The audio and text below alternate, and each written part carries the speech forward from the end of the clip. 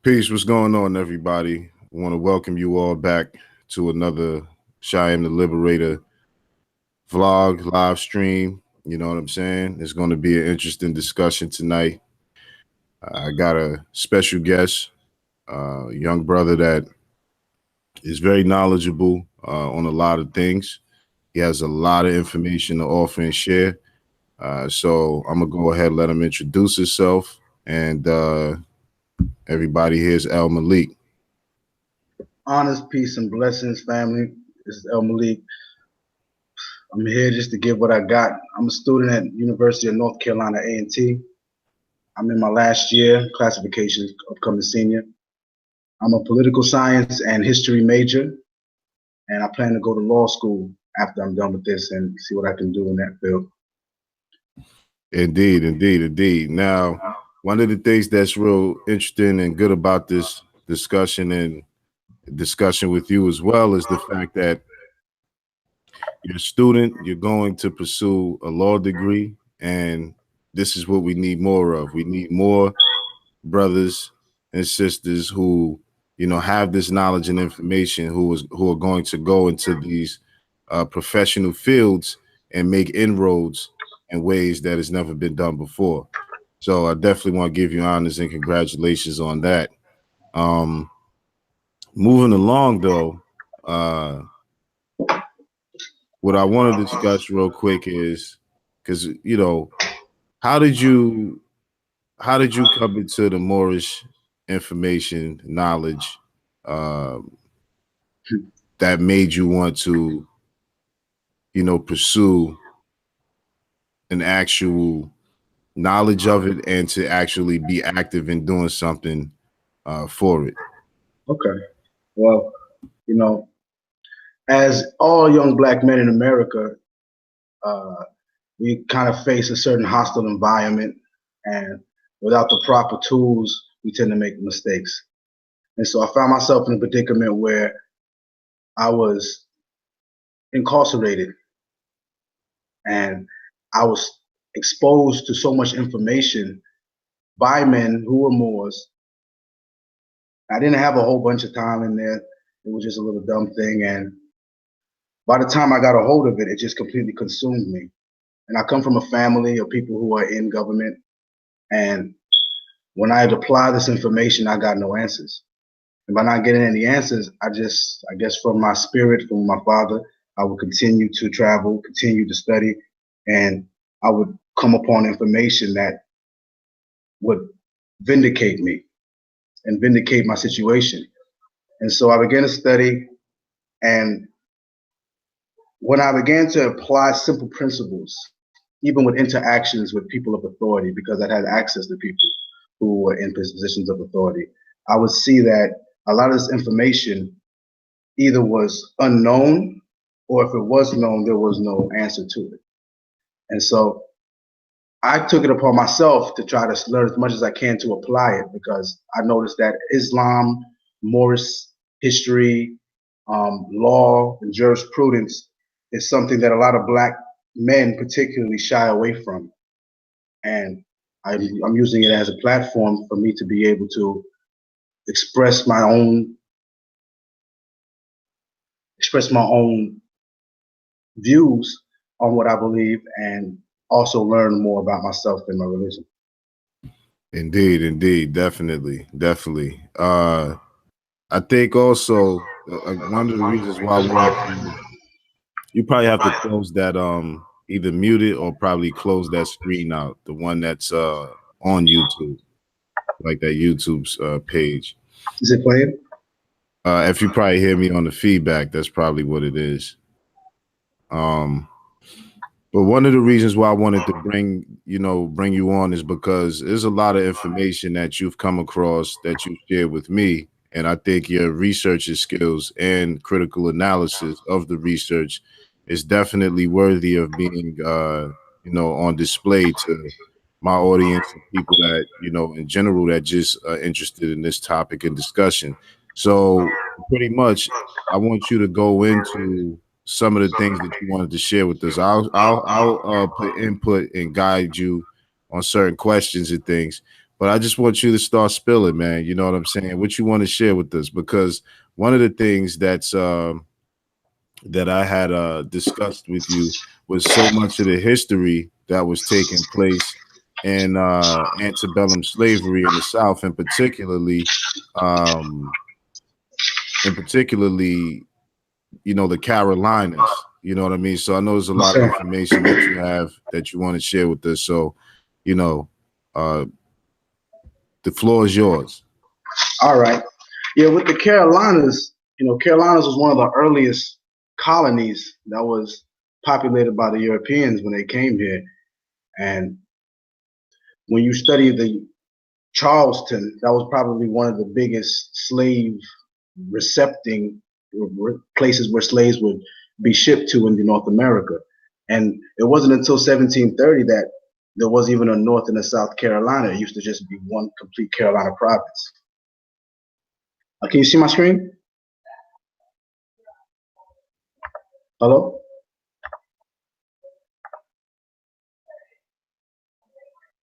Cheyenne.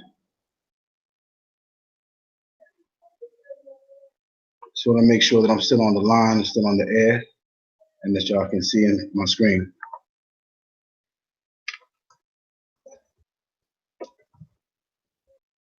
Anyway, I'm just going to continue. You're not definitely the floor. The floor is yours for sure. Okay, let's make it sure. All right, thank you. So basically, North Carolina and South Carolina, they actually created, from what I've studied, they made so many laws that, you can't even count. One of the laws that I was able to research was the Negro laws. The Negro laws described exactly what the Negroes were. And I'm pretty sure on your live feed before you was able to give the definition or put it on your screen and show exactly what it was. But it was ancient Berbers who were not particular, belongs to other groups like Moors or Lascars or Egyptians. And so now when we look at North Carolina, South Carolina, I've done my research and was able to find a particular slave.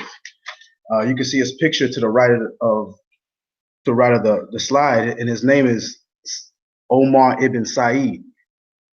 This brother was an unbelievable brother.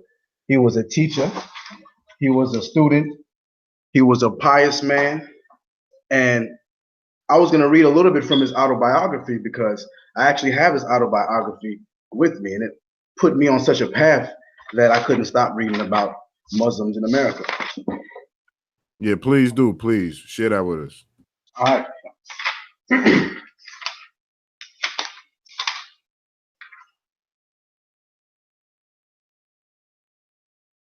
Now, it says that Omar was born to a wealthy father around 1770 in West African region called Futa Toro, heavily influenced by Islam, between Senegal and the Gambia River. After early Quranic schooling, during which he learned Arabic, he became a teacher. He was enslaved in 1807, which was the year before slavery was outlawed in the United States. And it was during the course of a military campaign, and it says that he was transported to Charleston. And according to Thomas Paramore, after working for 2 years as a slave in Charleston and on a South Carolina rice plantation, South Carolina rice plantation, he escaped in 1810 and made his way to Fayetteville, North Carolina, where he was recaptured, jailed, and became the property of General James Owens of Bladen County, and later moved with the family of Owens during the Civil War to Owen Hill, a Cape Fear farm formerly the home of General Owens' brother, the governor of John Owen. And John Owen, he played a significant part in why slaves were not allowed to read in North Carolina, and I'll go into that in a little bit. Yeah, real quick. That's a really significant point. That's a really significant point that you brought up to me previously about the aspects of. Well, yeah, you're going to get into it, but you was talking about how they didn't allow us to read and the implications that had in terms of the law, and how we were kept from understanding certain aspects of freedom based upon that, and how you had brothers going to the county doing certain things to establish freedom Yes, sir. throughout, but I'll let you get to that. I just wanted to, give the people a precursor. Yes, sir. Yeah, so Omar died in 1864, and I'm reading directly from his autobiography. This is an autobiography translated from Arabic. And now, before I even continue, because we don't really hear too much about this, he's one of the first slave, if not the first slave, to write his own autobiography in his own language and have that autobiography spread. He was an anomaly in North Carolina. Omar came to the attention of the Owens after filling the walls of his room, a jail cell, with pietous petitions to be released, all written in the Arabic language. Omar's facility with Arabic made him a local celebrity.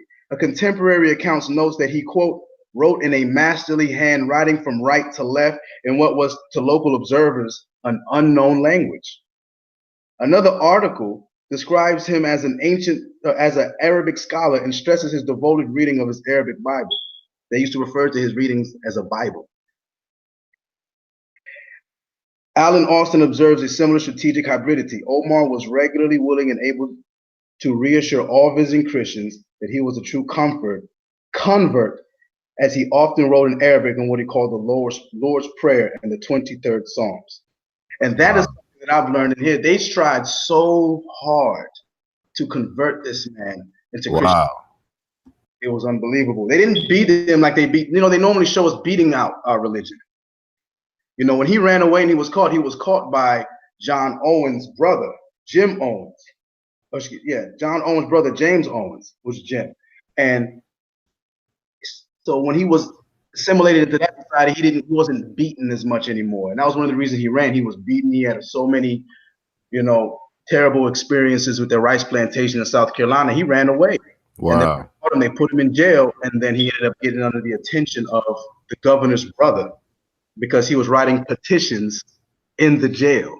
Now, real quick, I just want to say this part, and I think this should be there's a conflict going on amongst quote unquote black men, where you got some of the educated brothers who knock the brothers who've been through the system, and the brothers who've been through the system have a certain perspective of the brothers who never went through the system.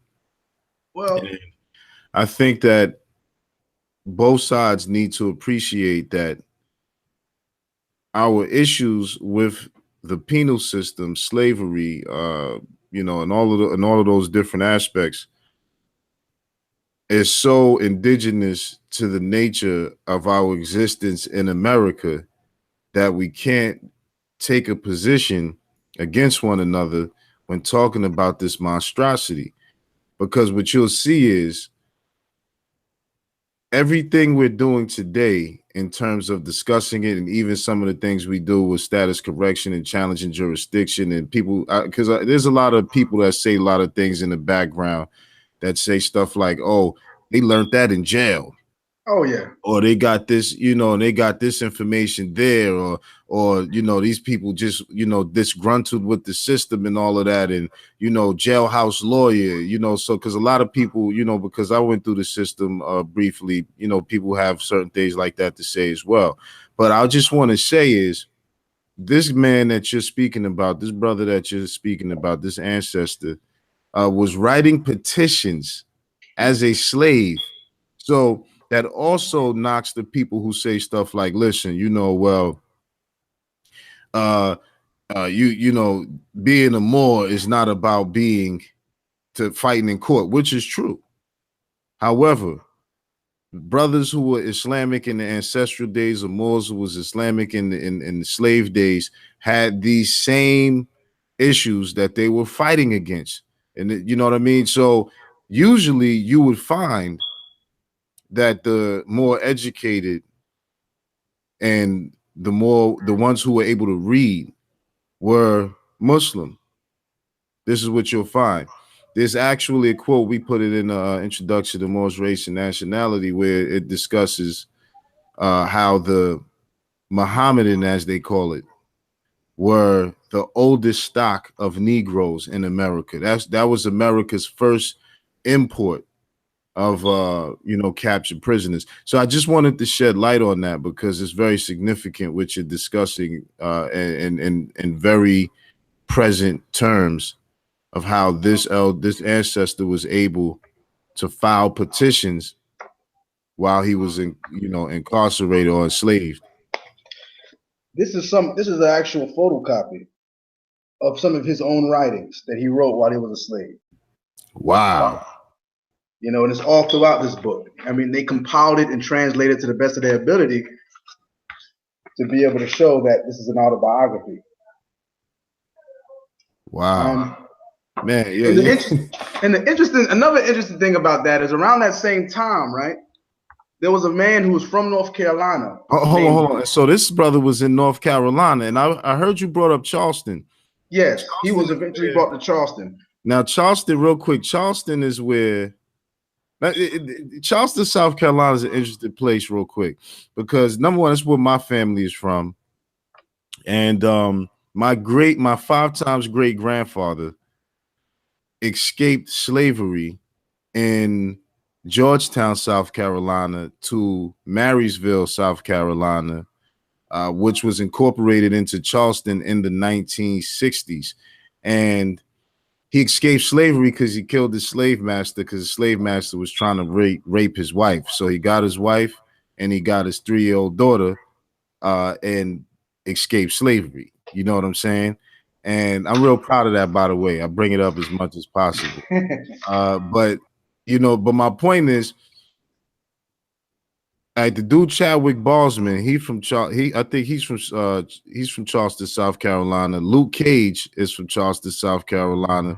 You know, Charleston, South Carolina in general, and Charleston, man, that was such a major port where we was imported that, one thing too is South Carolina has laws on the books pertaining to Moors. You know, the Sundry Free Moors petition was filed in Charleston, South Carolina. You know what I mean? If not Charleston, I know it was South Carolina. But so this ancestor was in North Carolina, Fayetteville.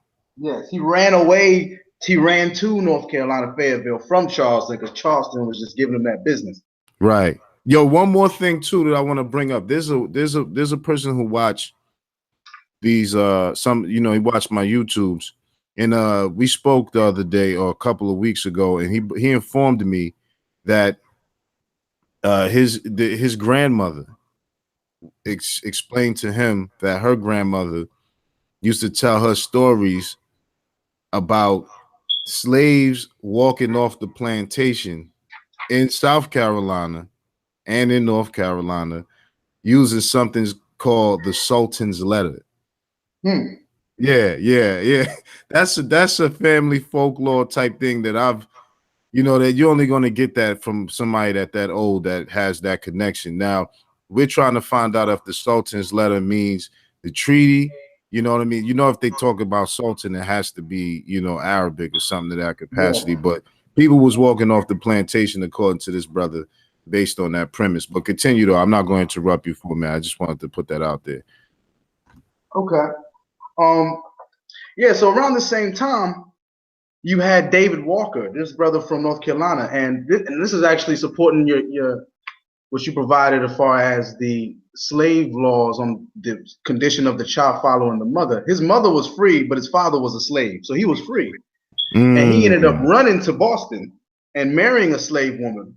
And when he developed this document called the Walker's Appeal to the Free Colors of the World, he pretty much had a very, very volatile, radical claim based on the notion that we were seeds of Ham, that we were just as good, if not better, as a part of humanity, and that we should rise up even violently against them. That's what he actually proposed. And that made so much wave that you had states like Alabama, Georgia, Louisiana, North and South Carolina passing anti-literacy laws because they found this document circulating. And I'm going to read a little bit because it was actually found around Governor Owens, and it was when Governor Owens and his family got exposed to it when they started making it illegal in North Carolina. So what that told me something very, very, very strange, because you're going to learn more about Omar.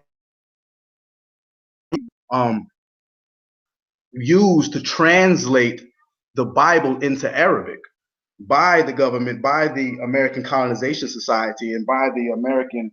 Hold on, let me find out what they call it. I think it's the American Ethnographic Society. Yes, the American Ethnographic Society.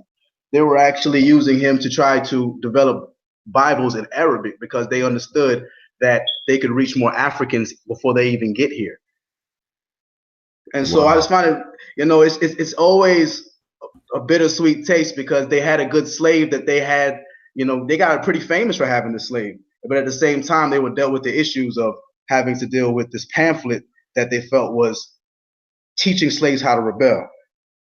And it was pretty easy, because I always hear that, we're growing up, I always heard, oh, they said slaves couldn't read. And I'm thinking this was always from day one. This was just in the 1830s. This is about 30 years before the Civil War that they started really making these laws. And then what I also found out was most of these laws were put in place, but they didn't have the economics to really, or put to it, until stuff like Nat Turner hit, until all these different situations hit where they were able to corral the people to contribute, to put money up to enforce these laws. But most of these laws telling black people that they couldn't read, that wasn't really in existence up until the 30s. The 1830s. Yeah, the 1830s, excuse me. Well, so pretty much they started passing those laws when this brother wrote a pamphlet teaching the slaves how to rise up and rebel. Yeah. Yes. It was that particular, it was that issue. They make it seem like they just had a consensus generally to stop blacks from reading. No, there were blacks who was putting that ink to the paper and bringing people together. And they didn't want that to penetrate any further in North Carolina. I'm going to read a little part, matter of fact. So real quick, liberation information through the form of literature is what caused the establishment to ban the slaves from reading. Anti-literacy laws. It was illegal to teach free blacks too. Whoa. Free blacks couldn't even. Yeah. And this wasn't. No one could read. If you were caught teaching a black, right, the black himself would be whipped and the white person would be fined. They would fine the person. They were serious about this. White men they wouldn't be flogged, but they would have to pay. Wow. And they viewed it as a national security. See, us not reading was them providing themselves national security. And then you're reading their laws, they would voice it as such. Yeah, continue. I'm listening. Go ahead. So it says he was smuggling these copies into North Carolina via New York or Boston through coastal vessels.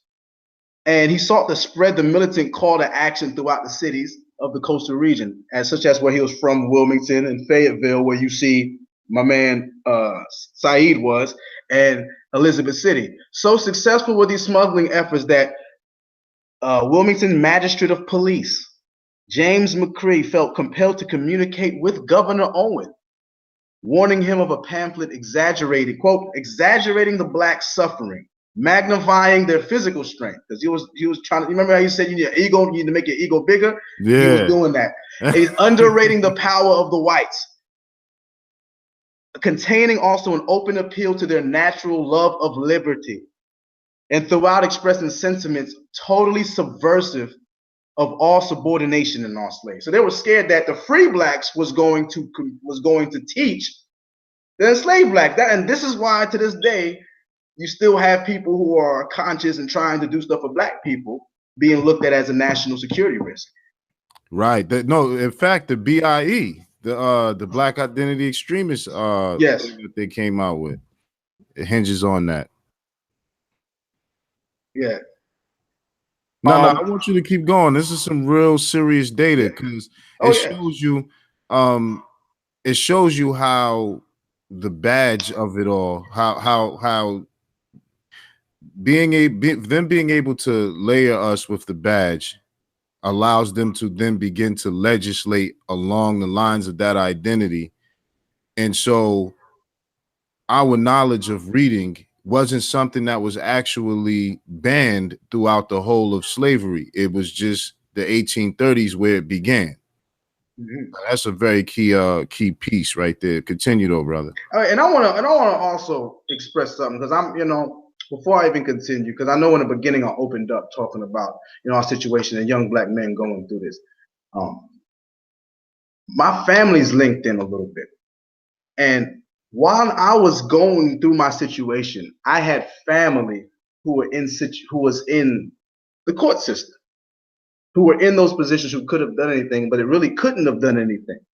So I'm learning more so that regardless of who we are in this system, whether it's we're judges or whether we're district attorneys or whether we're even the president, unless we do something about this badge, we're going to be subject to anything. Anytime Europeans get scared and they want to create new laws, we're going to be subject to that. Because I'm realizing now, like, even when I go to people with this information, they look at it as if it doesn't even matter. These things don't matter to us. We need to deal with these new laws, dealing with these new bonds. And so I just wanted to say that out there, that regardless, like, I don't want anybody to feel like they shouldn't be able to express that, because that's one thing. The one thing about they taught black people, they always wanted black people to feel like the majority of them was always dumb or were always thieverish. And they wanted black people to always try to speak up for themselves and separate themselves from the group of blacks, because they tried to make blacks as if they were all criminals. And Right. I realized that I've learned more so now, like, even though I've been through my situation, I'm going to rise above it by being able to learn amongst the best of those people. Yeah, I think you've already risen above it, brother, because you're in your last year of college, and you're pursuing a degree, your Juris Doctorate. Um, and you've already you've already overcome that situation by being in that. To me, you've already overcome that situation because you actually joined the system of learning, having knowledge yourself and having knowledge of what your true national origin, nationality, your true identity, your history, your legacy, your inheritance. You're going in there with your eyes open, knowing and seeing. You see what And I'm I saying? learned too, when they conquer our people, they always kill the warriors and lock up and incarcerate the scholars. They never really wipe out the scholars. They always incorporate, and even the prophets, they always incarcerated and used by the king for information. Right. But see, you know why that's deep? You know why they lock up the scholars? Because the scholars are going to help them gain insight into the best parts of the mind of the people. And they also like to denigrate the words of the scholars by locking them up, because they lose value in their scholarship. You see what I'm saying? Yes, sir. But I'm gonna continue and actually read the law that they actually passed instead of just going over it. This is the actual law that they put on the books. Oh, please go ahead. Go in. It says, in brother. an act to prevent all persons from teaching slaves to read or write, the use of figures excepted. Whereas the teaching of slaves to read or write has a tendency to excite dissatisfaction in their minds and to produce insurrection and rebellion to the manifest injury of the citizens of the state. Therefore, be it enacted by the General Assembly of the State of North Carolina, and it is hereby enacted by the authority of the same, that any free person who shall hereinafter teach or attempt to teach any slave within the state to read or write, the use of figures excepted, or shall give or sell to such slave or slaves any books or pamphlets, shall be liable to indictment in any court of record in the state having jurisdiction thereof, and upon conviction shall, at the discretion of the court, if a white man or woman, be fined not less than $100, no more than $200, or imprisoned. And if a free person of color shall be fined and imprisoned or whipped. And there's that badge of slavery right there. At the discretion of the court, not exceeding 39 lashes, nor less than 20 lashes. So that's something that just hit me right here, because you see the disparity in time that they give brothers as opposed to Europeans committing the same crime. It's the same badge of slavery whether you're free or enslaved. But anyway, right. Before you continue, that's the same type of disproportionate enforcement of certain laws on quote unquote blacks than it is for whites. So when whites commit the same crime, they're going to get less punishment. And the reason that it exists today is because when the country was developing, these things were part of its fabric, as you're displaying right here. Continue. Yeah. And be it further enacted that if any slave shall hereinafter teach or attempt to teach, you see, if a slave shall hereinafter teach or attempt to teach any other slave to read or write, with use of fiction accepted, he or she may be carried before any justice of the peace, and on conviction thereof shall be sentenced to 39 lashes on his or her bare back. That's how they used to do us back in the day. They used to lash us.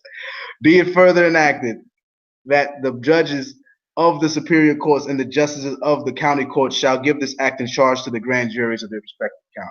So they were scared of that pamphlet while they were trying to use slaves to write Real other quick, pamphlets. brother, what could you just refresh everybody memory for them just getting on? What was this pamphlet? What did it contain? Matter of fact, how about I go to Google? I'm gonna go to Wikipedia for you because it's real. This guy pretty much put 4 different articles together as an appeal to try to incite slaves and free people who understood the diaspora to rise up and to take back their natural rights. Take back the natural rights, that slavery was an unlawful thing in the scheme of humanity, and that they had every right to rise up and to destroy their slave master. And this was put in the form of a pamphlet and distributed. And actually, not even, I'm not going to say distributed because it was illegal. It was smuggled across state lines.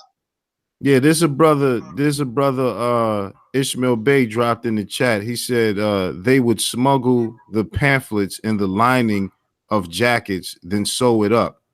So Oh, that's wow. interesting. That's wild, right? Yeah, that's crazy. Yeah. So when you use the word smuggle, it fits that whole narrative. Oh, yeah. Um, and I want to go a little more left too, outside of this, because a lot of people, they think that Islam, and when you hear about Islam in West Africa, they always tell you that the West Africans were converted. They were converted into Islam. They took on Islam at a later date. Where they're talking about the Malians, where they're talking about the Mandinka, they always assume that. And I've noticed that I actually bought a book. I want to go into another book dealing with the Wudabi of West Africa. Is that good? Oh yeah, sure, definitely. Definitely. Yeah, I mean, yeah, man, the floor is yours. You got a lot of data, and this is pretty much a data dump. Whatever you want to get out to the people, I mean, please do. All right. Now, pretty much, the Wudabi is one of the last groups of uh, nomad Muslims in the Sahel. As you know, we had a Oh, lot of groups. before you finish, there's a question in the chat. They said, was the pamphlet written in Arabic? No, it was not. It was written in English, written by an English speaker. What was written in Arabic, was what I was speaking on earlier, was the autobiography of Omar ibn Said, who was a Okay. Muslim intellectual who was a political slave in Fayetteville around the same time that this pamphlet was discovered. And this pamphlet was written by who? It was written by David Walker. And David Walker is who? David Walker is an abolitionist that traveled from North Carolina to Boston and began to publicly speak out against slavery and just the institution itself. And I believe, I'm not mistaken, his son ran for president. If I'm not mistaken, I gotta go verify that right quick. Okay, all right. So go ahead, continue. I just that Okay. person had that statement, and also someone else submitted in the chat. They said, also, if they kill the scholars, it will make people rebel, especially Islamic scholars and Hafiz and imams. So that's probably a good reason why they didn't. They would lock the scholars up as opposed to kill them or murder them. But continue, brother, please. The floor is yours. All right, hold on one second. All right.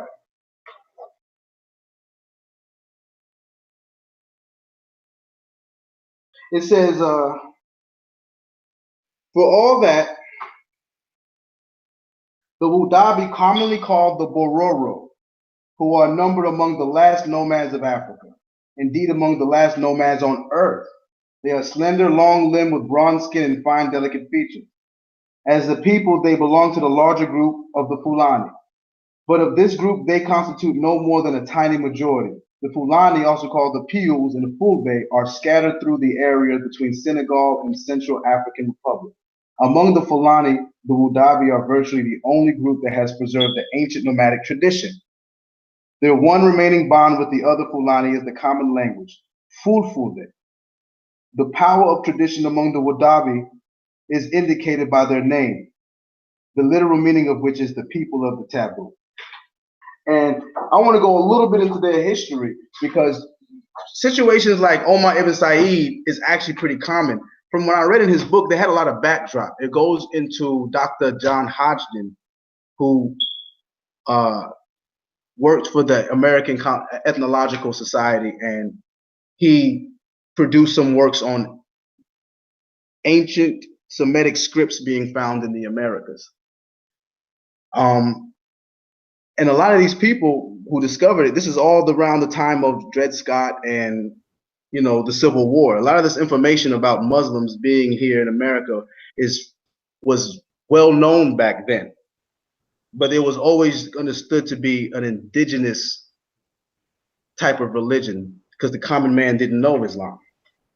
Hold on, so hold on. So from your estimation, or excuse me, not your estimation, but from your research and delving into this, and I want people to the audience to have a certain level of respect for the information you're presenting, because brothers who are getting formal training in college, you know, some people say colleges are good, some people say college, whatever, but what it does give you is that formal training in researching with a certain standard.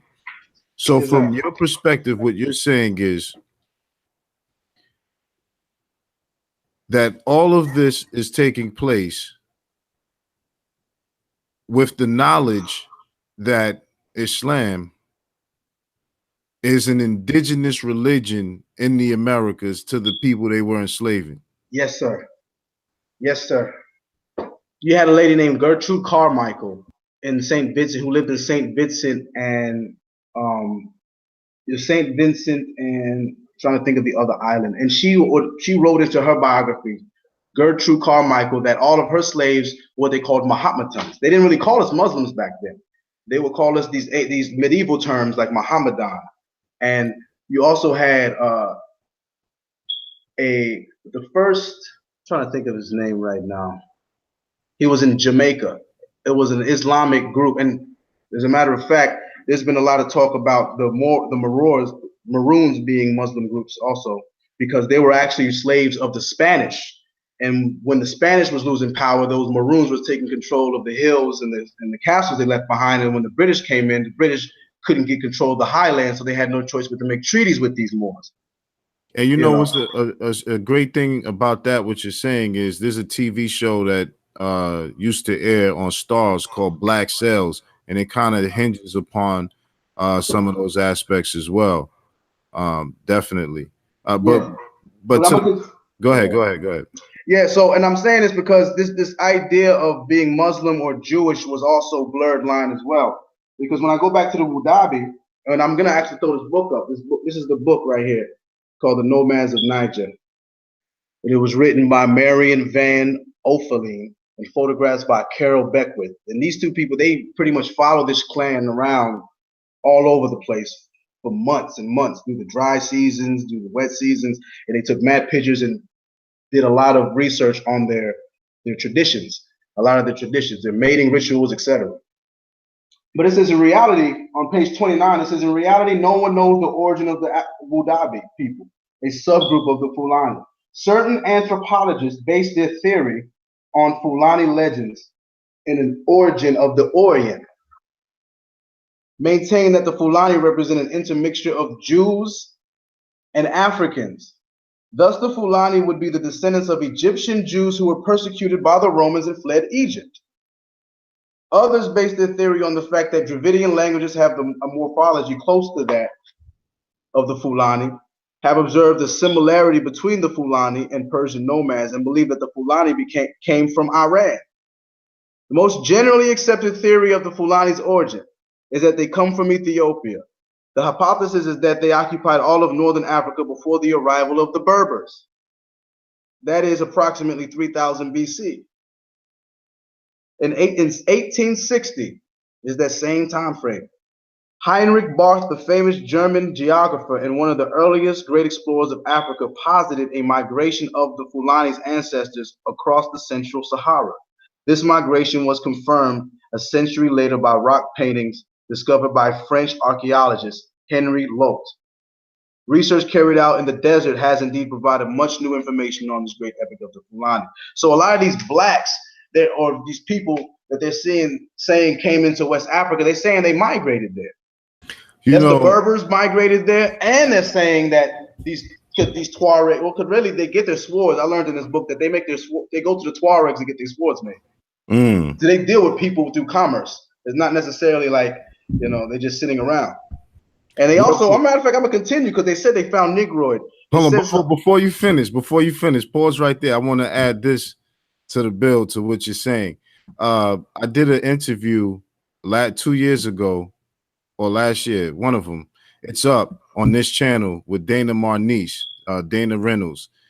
She wrote the article in Golden Age of the Moors for Ivan Van Sertima, and she discusses a lot of this stuff as well. And the research that me and Elle had done had aligned with hers, in so much as we found out that all of the current tribes that are West African and the ones who were caught up in the transatlantic slave trade, all of these particular tribes are a composite of Berber and Arab tribes. And in Tariq Berry's book, Unknown Arabs, the Mandinka say that they are ancient Arabs or Persians. You see what I'm saying?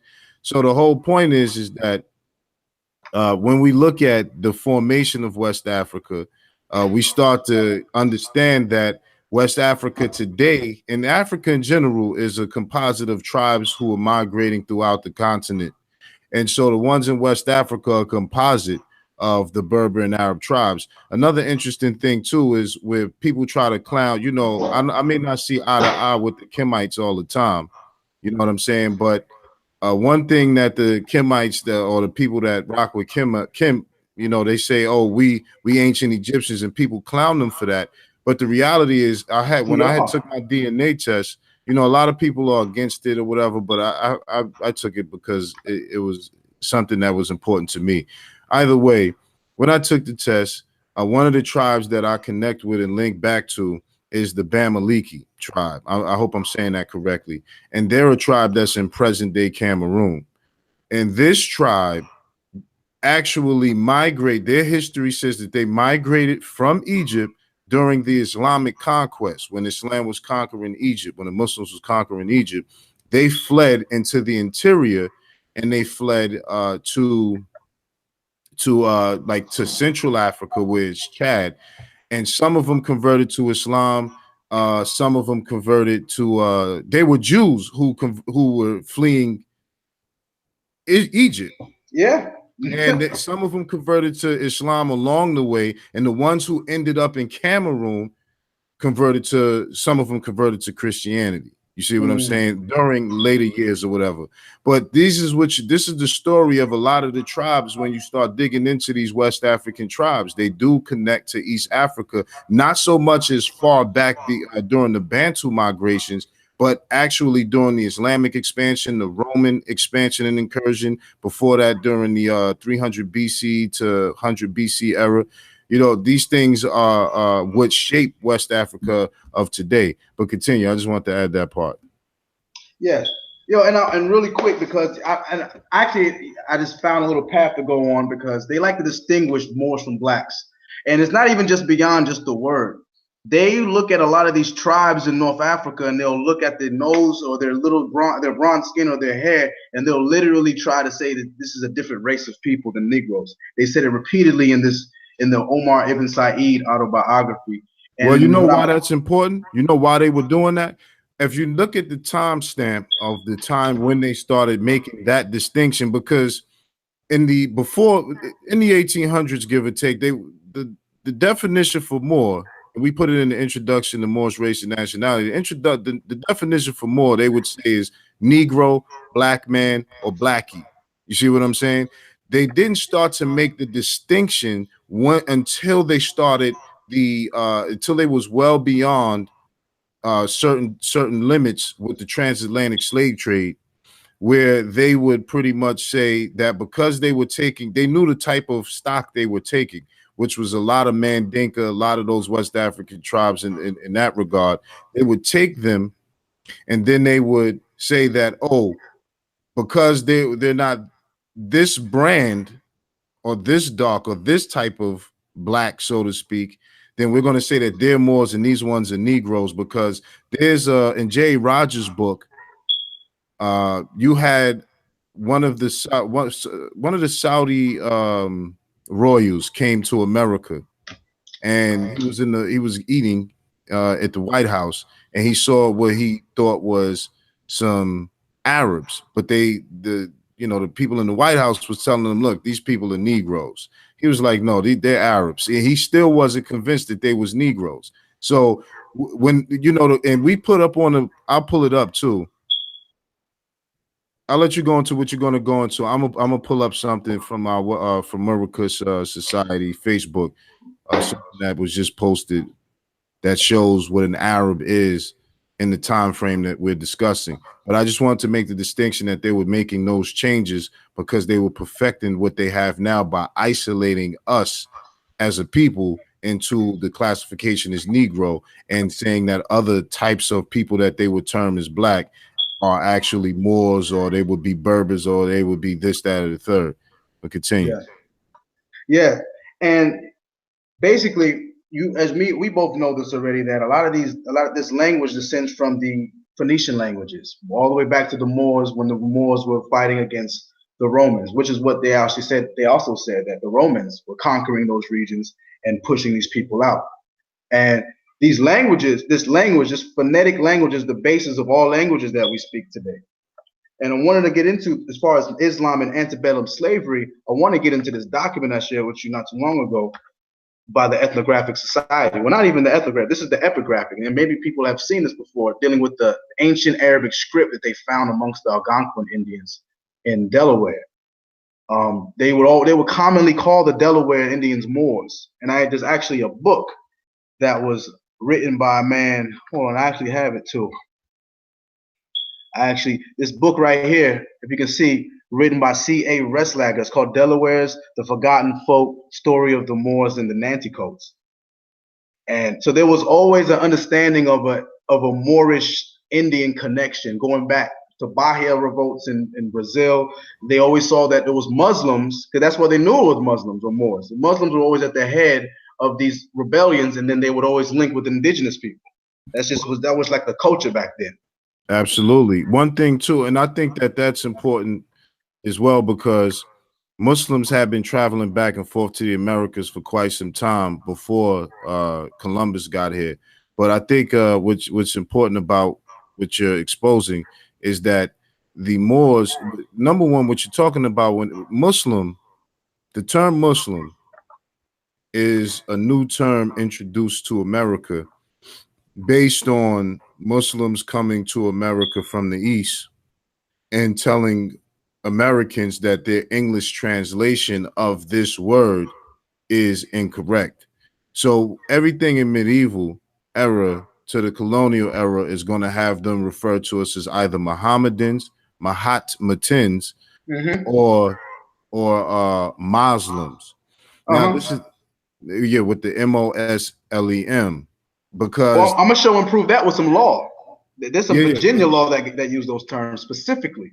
Yeah, I'm just saying that the reason they used that term is because that was their understanding of it, and they did not have Muslims here for 40 or 60 years until like the 1960s when they started letting them through. And that's when the fusion of this culture came, and they said, listen, it's Muslim and not Muslim. However, the term Muslim is an English word. See? Because the word that's really used in the Quran is mu'min, or believer, or faithful. You see what I'm saying? That's why the caliph of the Muslims, as we say, would be called the Amir al-Mu'min, the Amir al-Mu'minin, the commander of the faithful. I hope I'm saying that right. My Arabic is not the believers, sharp. yeah. Right. You see what I'm saying? But continue. Matter of fact, let me just pull this. Let me just pull this up before you continue. This picture right here, so people can see this definition. 1 second. Let me share this screen, and you can pick up right where you left off. 1 second, people. Okay. Here you go. Check this out. And it was ill a bit to put this one up. It says, according to Dahl's dictionary, Arab is a black tribe, a black-skinned man of hot countries, as well as a post at the court. However, as indicated in the same place, the place of the Arab could also be occupied by white ministers since the what's that 15th 14th century, and the documentation of the court instead of the traditional Arab was used to write Arab. So you see that picture of the this is what they are calling an Arab in the 1900s, the 1800s stuff. Oh yeah, I got some stuff to show you on what they had. They had some pictures. I just want to go back into this America, and then please I want to do. drop Please a bomb on some of the doctrine of discovery, because I got a doctor wrote for his dissertation is called collective degradation, and he breaks down how slavery race was set up from the Spanish and Portuguese, and I was going to read that after this. But yeah, I'm gonna get to this artifacts that they found here of these manuscripts. This guy here, this picture on your right, his name is William Hodgson. And when Clay became the Secretary of State, he was assigned to the Barbary states in North Africa to receive linguistic training, and he assisted the Consul General in the Algiers. So he had a huge fascination with the Berbers and all this Moorish stuff, and he studied the language intrinsically. Yeah, right? This is the book you sent me, right? Yes, sir. I actually learned. I found this information in the autobiography because it referred to this individual. In the autobiography of Omar ibn Said, they actually found Numidian script or Carthaginian script, a Proto-Semitic, Proto-Phoenician script in the Americas, in one of the most controversial places. Take a guess. The Mississippi. You know, Mississippi got some stuff with it. I don't know. They got these mounds. They got a bunch of stuff over there. But yo, really quick, as you can see, the manuscript. This is a photocopy of the manuscript right here, and this was actually in 1855. Let me make sure this is 1844. Excuse me, 1844. So this is before Dred Scott. This is before the Civil War. This is while they're really just they're expanding westward and they're discovering new things, right? And it says that the existence of an inscription found in the United States containing characters very similar to the Libyan is a fact which claims to be mentioned in this connection.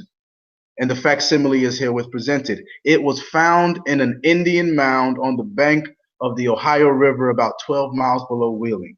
The mound is one of the unusual size, being 69 feet high and 300 in circumference. Mr. Tomlinson, the proprietor of the land, excavated this tumulus some years ago when he published an account of what he found in the mound. There were 2 skeletons in the lower vault, and in the chamber above there was one. A large beech and white oak tree grew on the top of the mound.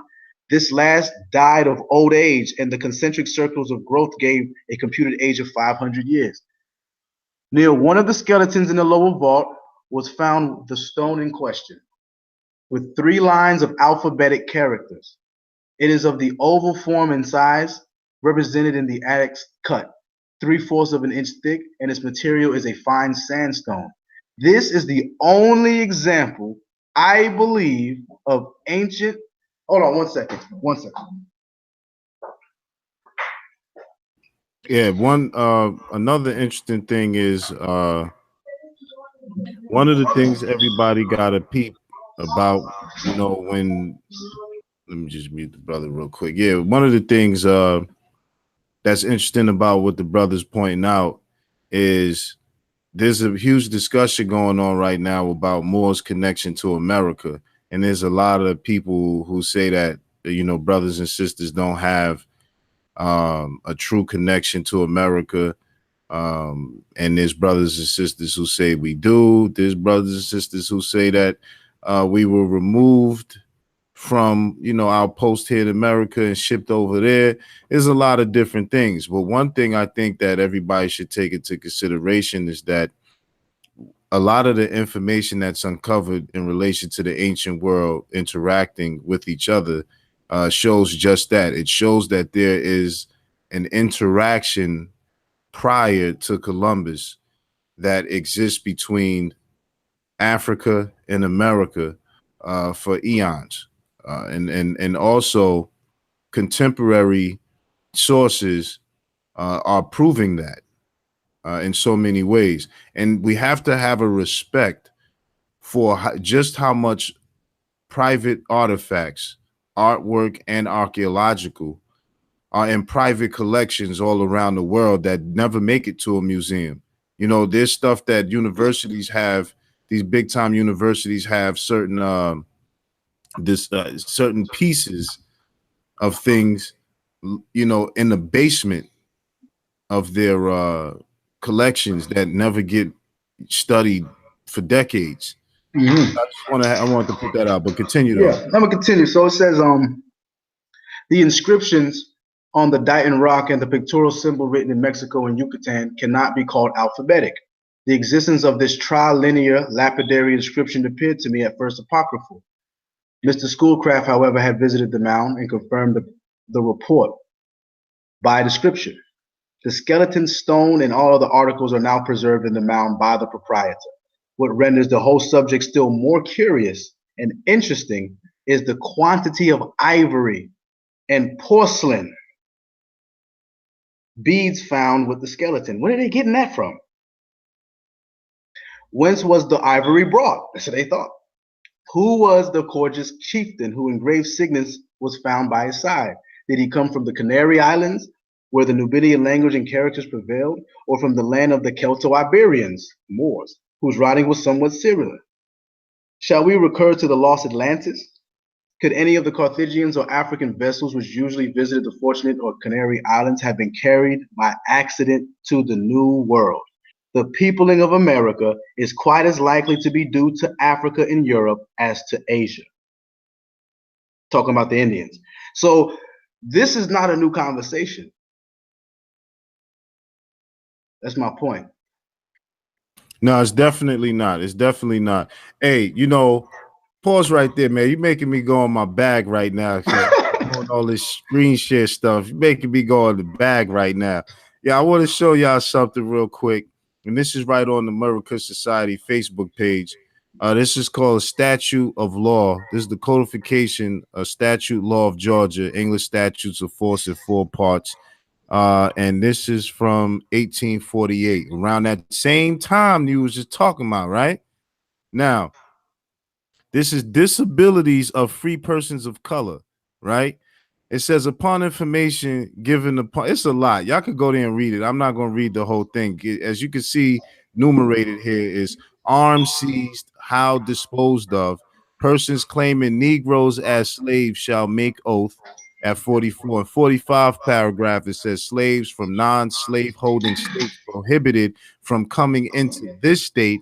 Then you talk about 46, jurisdiction of inferior court. Now check this. 47, exceptions in favor of Aborigines, Moors, and Hindus. The provisions, prohibitions, and penalties of this act shall not extend to any American Indian, free Moor, or Lascar, but the burden of proof in all cases of arrest of any person of color shall be on such person of color to show him or herself exempt from the operations of this act.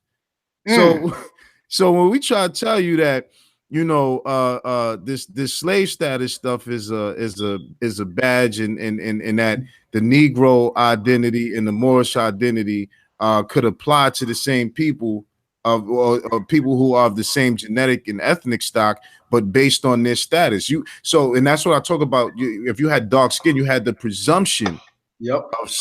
you would presume to be a slave, and it was on you. The burden of proof was on you to prove it. But the exception of the more free Moors, and I'm pretty sure they had to prove that they were free as well. But it's certain things in those statutes that they laid out that they were saying that the free Moors, Hindus, Lascars, and Aborigines are exempt from. But I just wanted to put that in there. Go ahead. You know that what can I be mean? found in South Carolina law. And I'm gonna piggyback that because you can look at the 1705 Virginia statute, whereas in acts of concerning slaves. Article 4 says, and so it being enacted by the authority aforesaid, and it is hereby enacted that all servants imported and brought into this country by sea or land, who were not Christians in their native country, except Turks and Moors in amity with her majesty, and others that can make due proof of their being free in England or any other Christian country before they were shipped in order to transportation hither, shall be accounted and be slaves, and as such be here bought and sold, notwithstanding a conversion to Christianity afterwards. You hear this? Yo, yeah. now check this other part. Now check 11. Check Article 11. Because everybody comes and they're talking about Igbo and Yoruba, and I have nothing against that. But look who they're calling out in the colony. It says, and for a further Christian care and usage of all Negroes, Christian servants, of all Christian servants, be it also enacted by the authority aforesaid and is hereby enacted, that no Negroes, mulattoes, or Indians, although Christians, or Jews, or Moors, Mohammedans, or other infidels, shall at any time purchase any Christian servant, nor any other except of their own complexion, or such as are declared slaves by this act. And if any Negro, mulatto, or Indian, Jew, Moor, Mohammedan, or other infidel, or such as are declared slaves by this act, shall notwithstanding purchase any Christian white servant, the said servant shall ipso facto become free and acquit from any service then due, and shall be so held, deemed, and taken. And if any person having such Christian servant shall intermarry with any such Negro, mulatto, or Indian, Jew, Moor, or Mohammedan, or other infidel, every Christian white servant of every such person so intermarrying shall ipso facto become free, and acquit from any service then due to such master or mistress, so intermarrying as after said. So now you're talking about that badge, the black skin badge. That's how they put it in there. They put it in there straight up. Exactly. And they also put a restriction on people who were not of European descent from owning slaves of European descent. That was the upper hand advantage they were giving themselves, because see, a lot of people don't realize at a certain point in time in this country, everybody was subject to slavery, not just us. It's just that the faction of this brother, man, the one that told me what his grandma said about the Sultan's letter.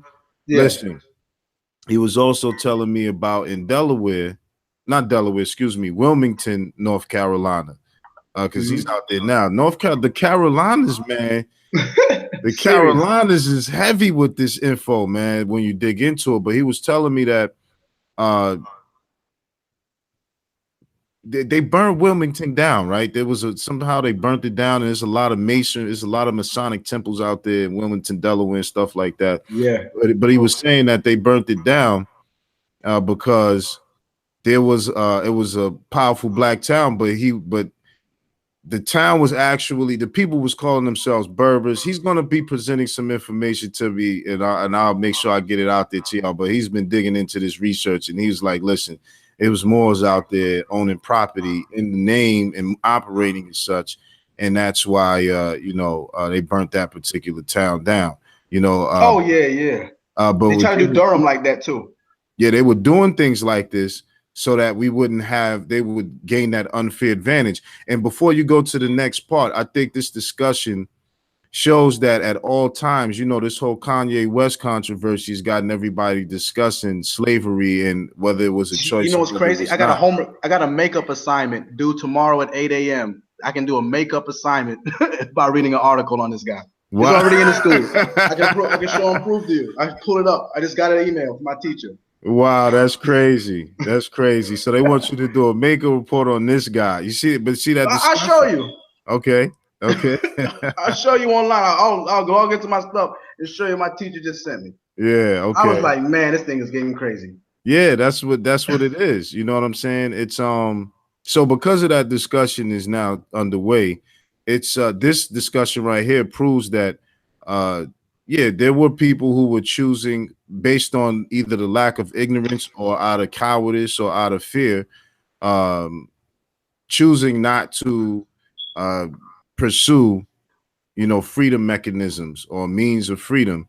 But there were those who were, you know what I mean? And I think that, another thing I want you to go into is how you brought up how there's evidence of free blacks working alongside slaves because they were contracting their labor to the plantation.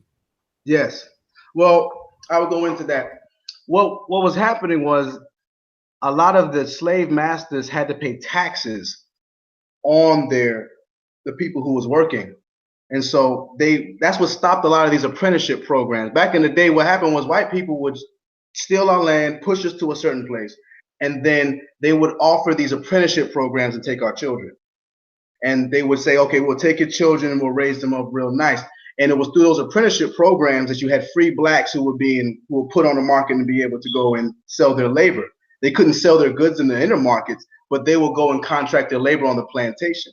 And because the plantation master didn't have to pay taxes on them like they would on their slaves, they would hire these people. Now, the book that I don't have it with me right now. I have to do it on the next live stream. So that's like a 1099. That's like having a W-4 where you got a employee that you got to pay taxes on them. But if you got an independent contractor, with the 1099. Something similar to that. Because they started making these capitulation taxes for blacks after a while. Okay. Or not capitulation, capitation taxes. Got you. Go ahead. Yeah, because the only what I found out is the only difference between a slave and a free black was that one could contract allegedly freely and one couldn't. Everything else was the same, the innuendos, the nuances, all that was absolutely the same. It's just that the free black had a little bit more latitude. And also, just to get hits on that badge of slavery, I want to go back up to this Delaware thing and this Native American thing, because we could go into the Gullah Wars and all that and how the Muslims was leading the Seminoles. But yeah, definitely. Before you do that, though, there's some. Oh man, I was about to show something, but it's going to take me a while to show it. But it shows that. I just wanted to show something that is so serious, because what we're discussing is America, North Africa, West Africa. At the same time that the Epigraphy Society is finding these things, the United States is putting out the dictionary on the race of peoples, and they're defining Moor separate from Negro and saying that Moors is from Senegal and Northwest Africa. All of these things were converging at the same time, and I was about to show a news article that was showing that they said Marcus Garvey was in connection with, had Moorish ties to Moroccans and stuff like that. It's crazy. Yeah. I was about to, you making me go in the bag, nigga. Yeah, man. Yeah, yo, but check this out though, right? Because I want to pull this up. I want to pull up this particular article called a collect. Before I even get there, this is really quick. Going back to the Delaware Moors, because it's so plain as day, and this is written by European authors right here. This particular section. Hold on, let me go and pull this up right here. It was interesting. This guy right here, And he was a racist. When you read his book, you're gonna see that he was pretty racist. He viewed dark-skinned, complexion people as more ignorant when you read it. And I'm not gonna explain it now. But on page 32 in the second chapter of this exact book, he quotes. He said, "It is clear that the insidious forces were at work at the time to compel all Moors and Indian descendants, regardless of their complexions or status in the community, to accept classification as Negroes. Those who instituted the suit resented the storekeeper's independence and his unwillingness to bend to their will and submit to the rules laid down for Negroes."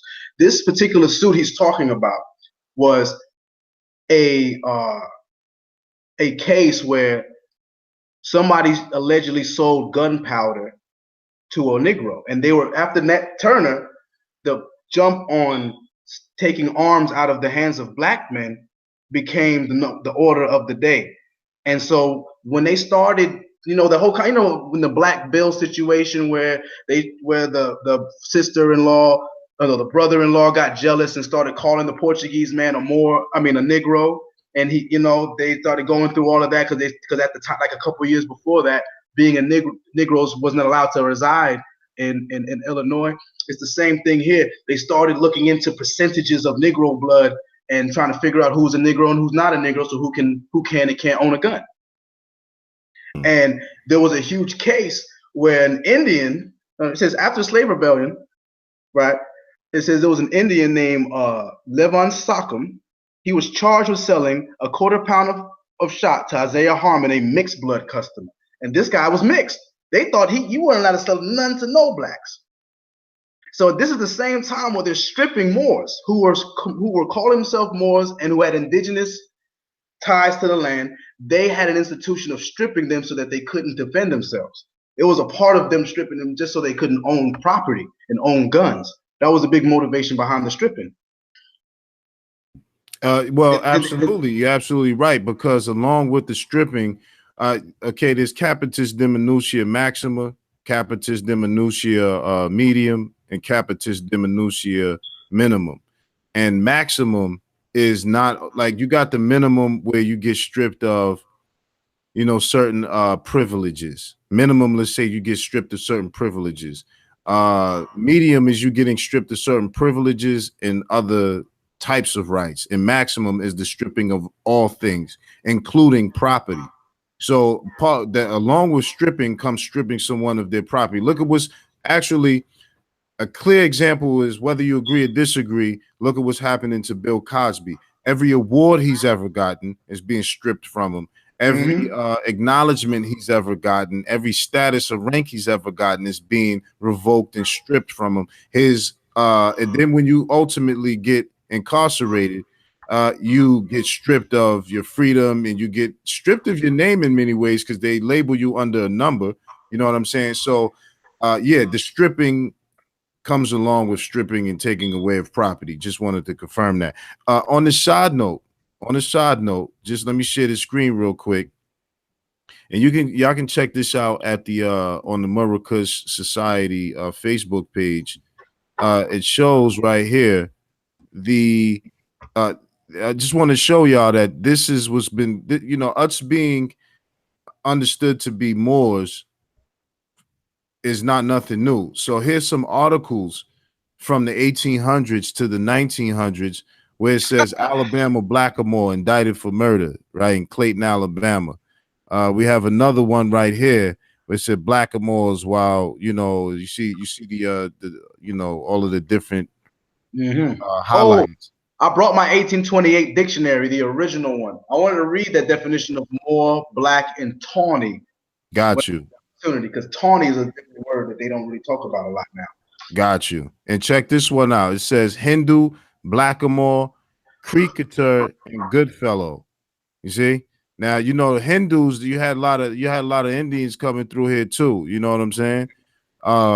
From Hindustan at the time, that's what they was calling it, because it's the British Empire. That everybody was traveling the British Empire, whoever was being colonized by them. But I just wanted to bring that up because people got to understand that the musical chairs that they play with our names is well documented throughout this history. Oh, yeah. So when people try to say that the Moors don't have a basis in identity and law in America, it's not factual because it's actually written early in the colonial statutes, as we've just proven.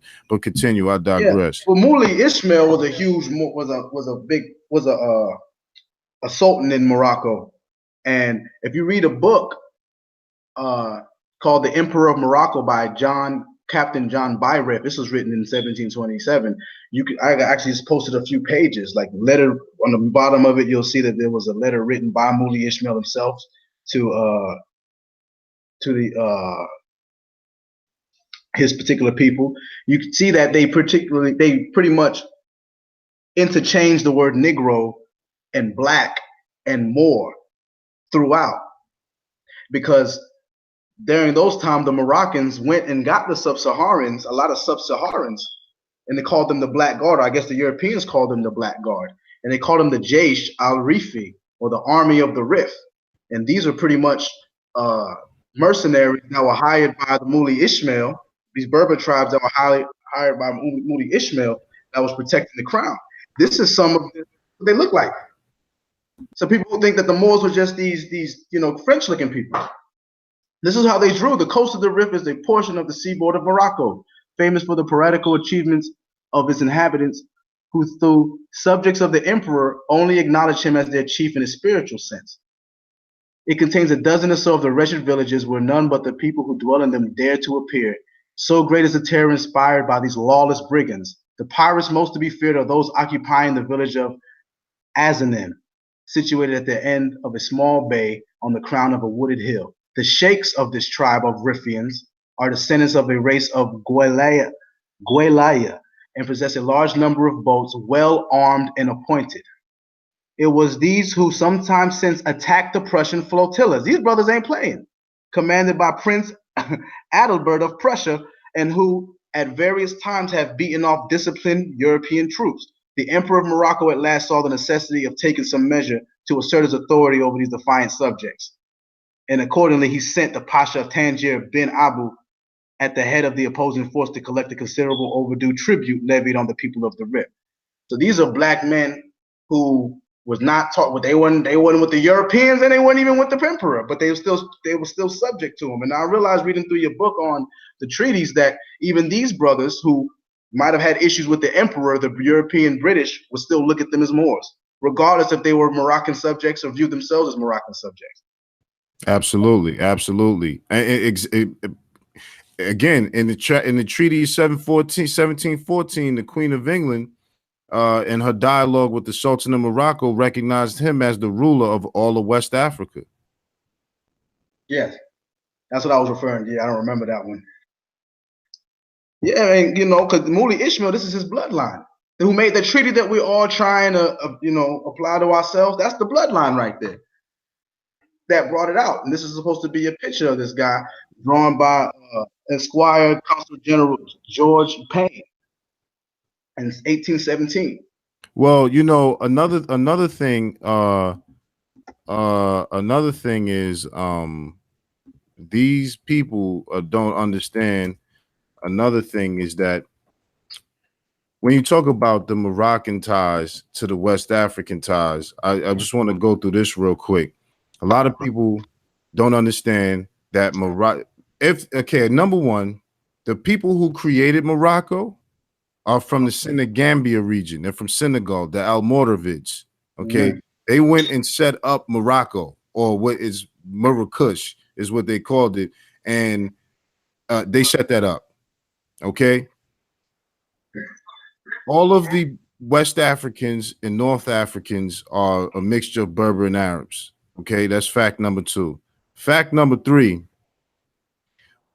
the Moroccan nobility mixed in with the West African, Malayan, Mandinka, Timbuktu area region, Songhai Empire.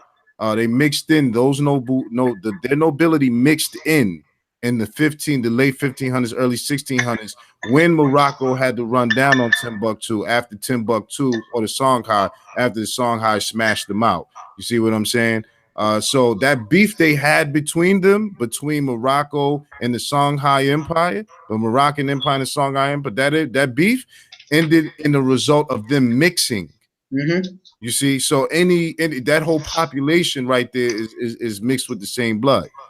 It be prior and after that point as well. And something Yeah, else I just want to share is something that the brother Ishmael Bey has sent me, showing Saeed Omar ibn Said's yeah, uh his seal, and you'll see it. It's it's it's the Islamic. It's yeah. the 5-point star, the seal of Suleiman. That's on the Moroccan flag. So honest to Ishmael Bey for sending that to me. Oh wow. Yeah, so that's there go right there if y'all can see it. You know what I mean? But I digress, bro. You can continue. All right, check this out right here. Just to let you know, because after talking about the rifts, these brothers was bad. Morocco was bad because of these brothers in down south. They were making the United States pay bread. Check this out. In 1791, they passed an act to appropriate money to pay to the Moroccan emperor. This is right after the naturalization law, and they finally got their thing together, and they didn't have the Constitution ratified for a few years. And it says, being enacted by the Senate in the House of Representatives of the United States of America and Congress assembled, that for the purpose of effecting a recognition of the treaty of the United States with the new Emperor of Morocco, there be and hereby is appropriated a sum not exceeding $20,000 to be paid out of the monies which prior to the first day of January next shall arise from duties imposed upon spirits. So these dudes are selling liquor to pay the king. Within, check it out, within the United States, and from the seals by this act entitled an act repealing after the last day of June next. And I shouldn't even have to read it anymore, because this made a lot more sense to me after reading the George Washington letter. I know some people may be familiar with the George Washington letter when he's apologizing for not giving them the regularly advised marks of attention. And I didn't really understood that until I read that these brothers wasn't paying their taxes to us. Right. They wasn't paying they wasn't paying the jizya, man. Yeah. And it was now, just quickly, what people got to understand is in litigation, when a treaty is discussed, I know a lot of people, they say the treaty don't apply stuff like that. That's another discussion for another time. But historically, what we're talking about is when a treaty is made, litigation wise, it has to be interpreted on the basis of when it was formed, not like in the present. It can't be interpreted based on the conditions of the present. It has to be interpreted on the basis of when it was formed or created. And as you see, when those agreements was made, we were in the superior position as a people. Yes, sir. Yes, sir. Because, and I'm trying to think, I want to find some information. I want to know what was actually going on militarily after the Shays Rebellion and them engaging in the Treaty of Morocco, because Shays Rebellion was like 84, if I'm not mistaken, or 85. It wasn't too long after the 1783 Treaty of Paris. And next thing you know, they entered this treaty with the Moroccans. Now they good, their armory safe, and then they come out with this Marines Corps. So I'm trying to figure out, did the Moors really have a hand in quelling this disruption, the Shays Rebellion? Because George Washington had some friends over there. Well, you talking well? They pulled him out of retirement just to stop the rebellion. Right. Well, there's definitely some more research that need to be made in that area. I believe. You know what I'm saying? There's a lot to uncover when we dig into a lot of these discussions, because when you read the diplomatic relations around the time that treaty was made, you'll start to see that there was quite a lot of back channeling and back dialogue that was taking place that would come to be the basis of the formation of these articles, because at the time they wanted access to the Mediterranean and they had to get Morocco's permission at the time, you see. And a lot of people also don't understand that in the Spanish American War, the United States invoked that very same treaty in the Philippines. Because they encountered some Moors, they encountered some dark-skinned Muslims who they called Moors. And the Sultan at the time was like, yeah, they recognize me as Caliph over there. hey, I'll tell them to fall to stand down if you respect their freedoms and rights and things like that. So because they were beefing with the Spanish, they wasn't necessarily beefing with the Muslims. You see what I'm saying?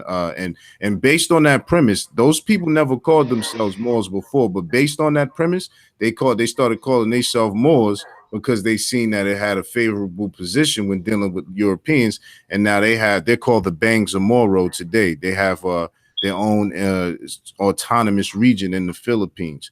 I just wanted to drop that. I digress. Oh no, that's fine. Um, I just had a couple more things I'd like to share on this. I just want to go briefly into this collective degradation and then possibly into my 1828 dictionary, Please do. going over a couple terms.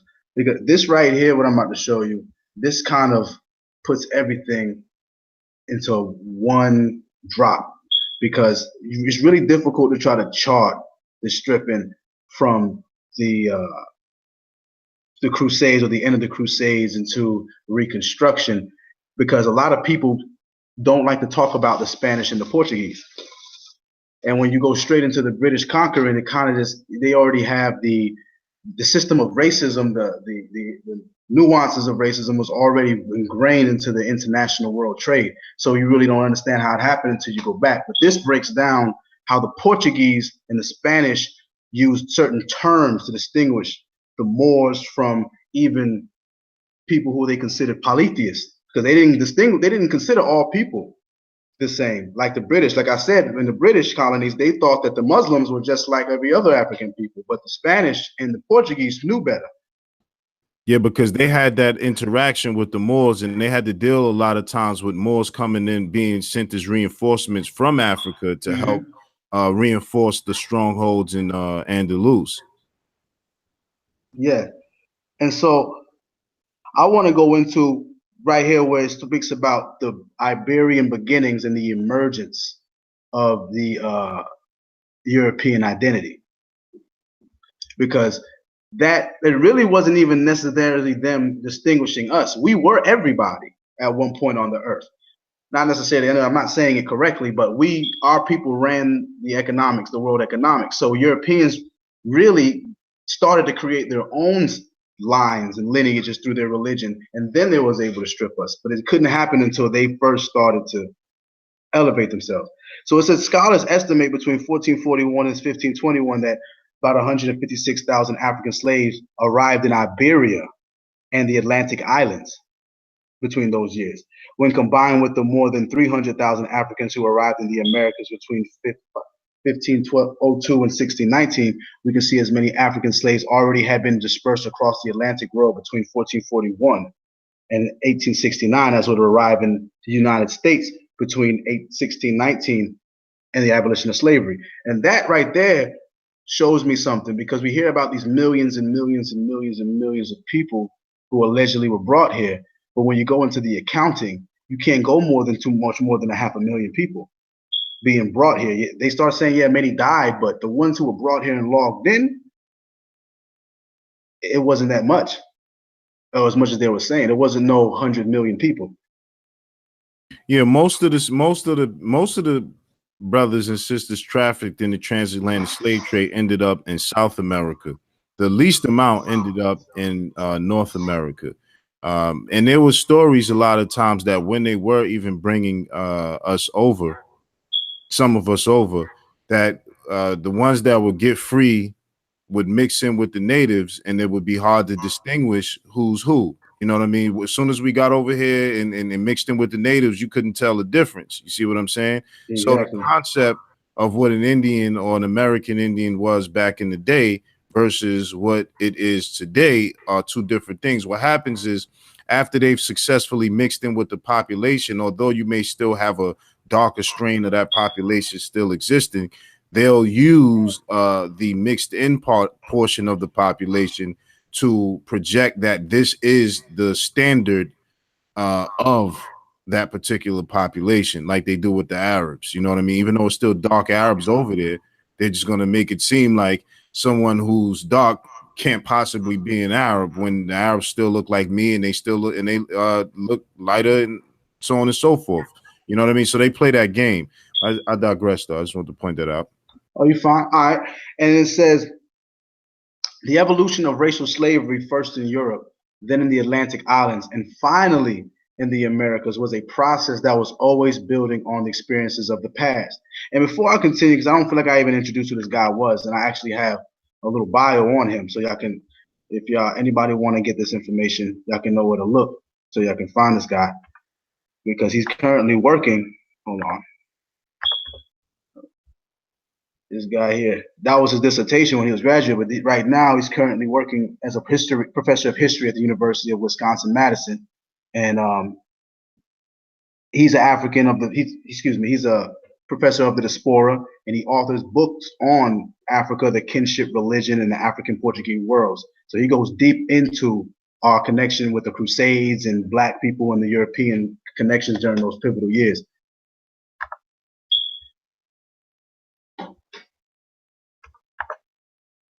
Indeed. I'm going to check that guy out.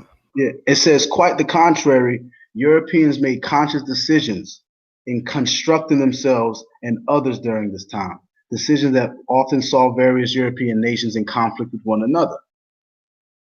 Nevertheless, from as early as the 15th century, Europeans shared a common matrix of perception in their assessment of cultural and racial others. Although fragmentation, competition, and warfare existed between various European nations, these divisions could be measured in degrees. All right? So I'm going to go down into these degrees rather than go into, because we already pretty much know how they unified under their laws. But this is the part that really got to me. It says, at the end of the medieval period, slavery was not widespread in Europe. In fact, it was mostly isolated in the southern fringes of the Mediterranean, especially along the frontiers of Christendom. In those places where it existed, physical labor of slavery was the preserve of social and religious others. Iberian Christians enslaved primarily Muslim, but also Jews, Gypsies, Slavs, and so on.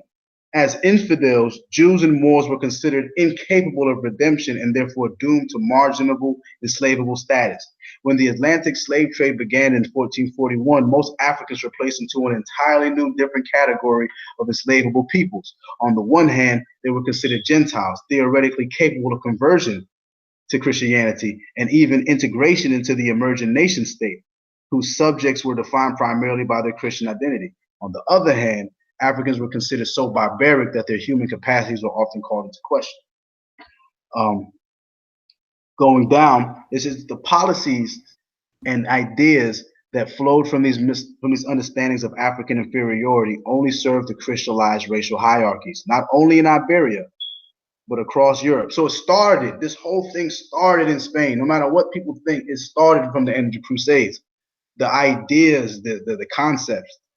The first transnational institutional endorsement of African slavery occurred in 1452 when Pope Nicholas issued the bull Dum Diversas. So there we go, the Doctrine of Discovery. Boom. Right, there we go. But see, the Doctrine of Discovery, it's all of the papal bulls and edicts. Like, for instance, I remember we called up the United States Archives, Library of Congress, right, to get the Constitution. We wanted a certified copy of the Constitution, and they told us it was like $1,000 and something dollars. It was like, what? Why does it cost so much? She was like, well, you asked for the Constitution. That's everything, including that's everything from the Articles of Association, Declaration of Independence, on up until the one that they passed, where they say a more perfect union. So the reality is all of that, the body of legislation in its early stages is considered the U.S. Constitution. That means the Articles of Incorporations, the Articles of Confederation, all of those is included into what is considered the U.S. Constitution. Now, the same thing is the basis for the Christian doctrine of discovery. The first bull, a papal bull or edict, was in I believe the 1090s.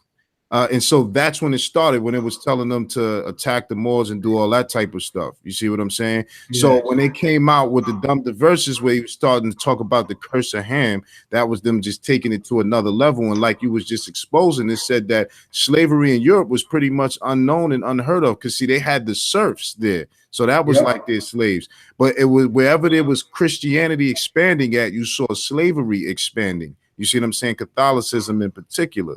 This is why racism and slavery, or slavery on the basis of skin complexion, is a pure Catholic Christian creation. Exactly. And so check this. So check this out right here, because it's gonna go there. And it's gonna go straight to territory, which granted.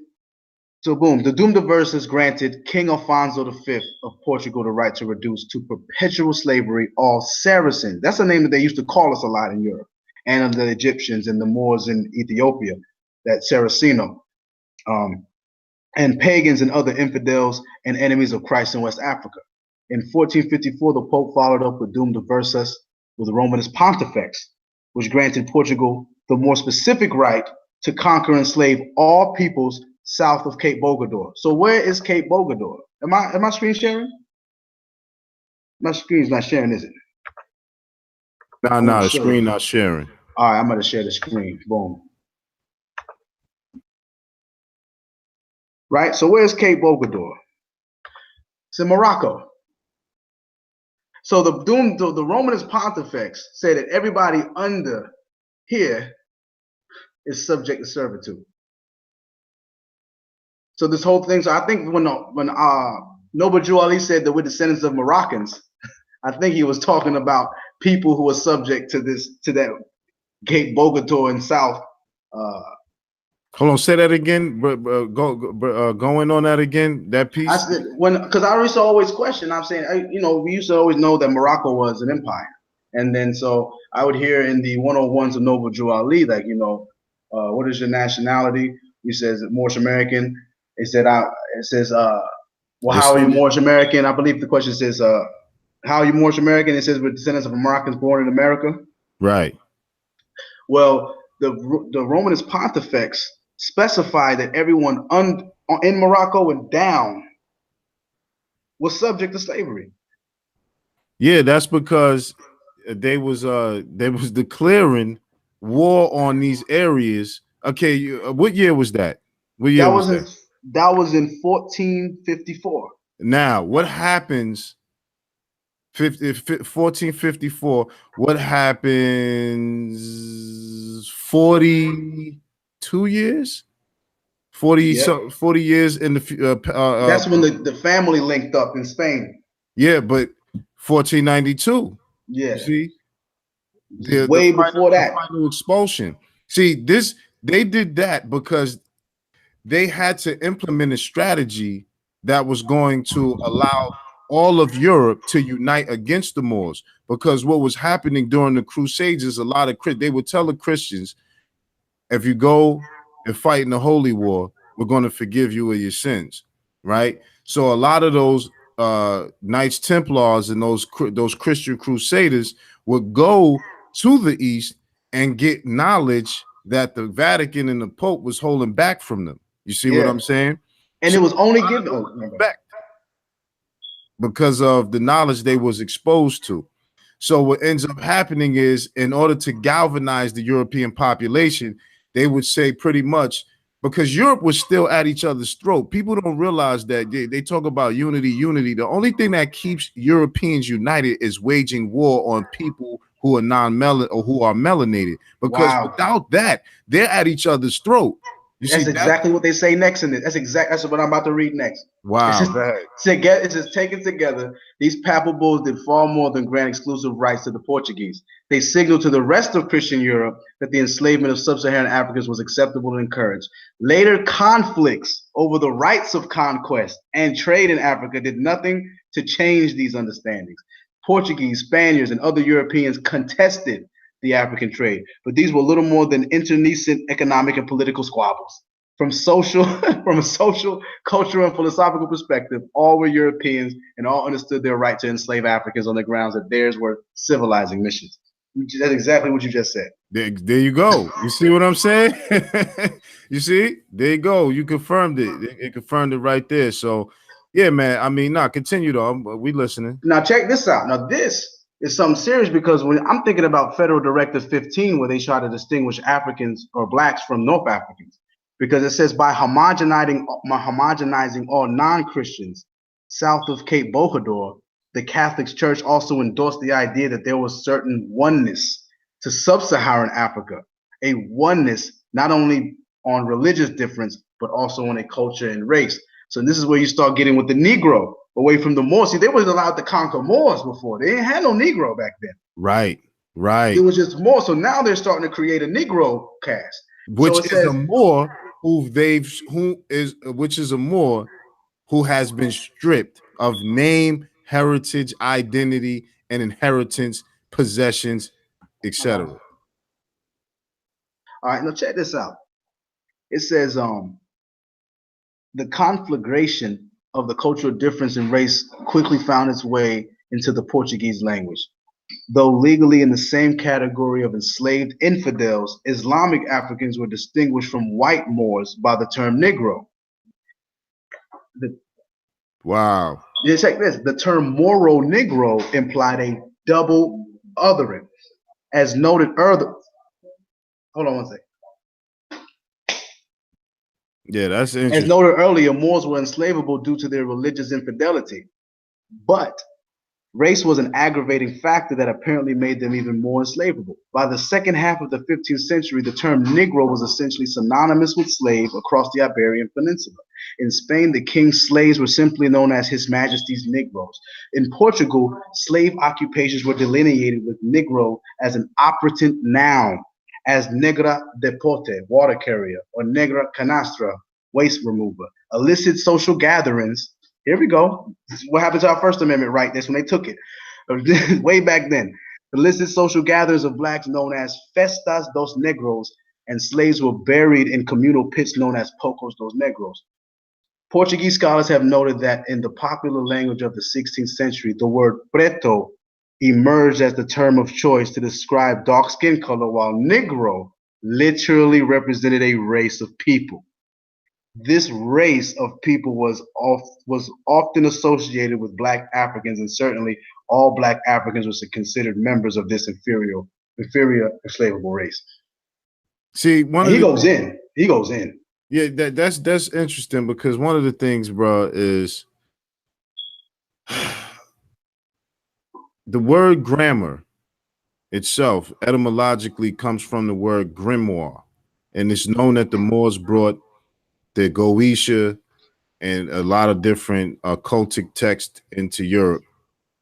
So a grimoire is a spell book, and you're casting spells when you're speaking language. This is why you call it spelling.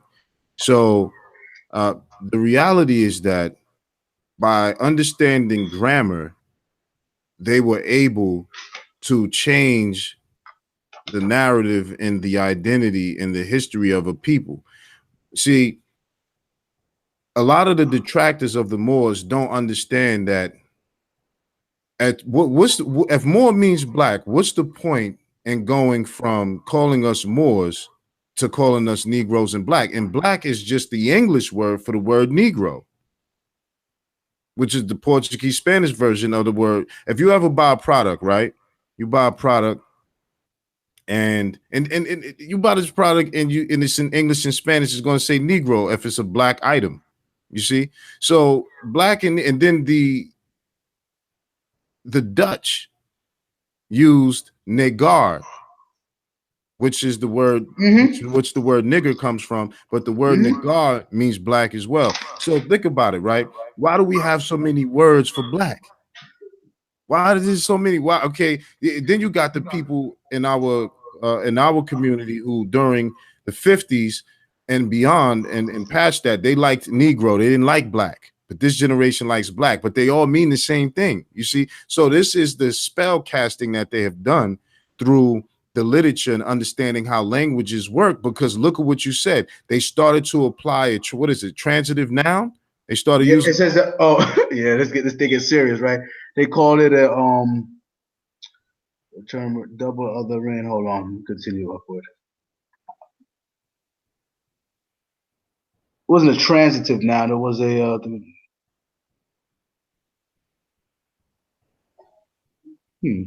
Yeah, So yeah, somebody yeah, yeah. Here we go. Operant noun. An yeah, operant operative noun. noun. There you go. All of Operative. that's knowing this the magic or the science or the system of language. You know, Mm-hmm.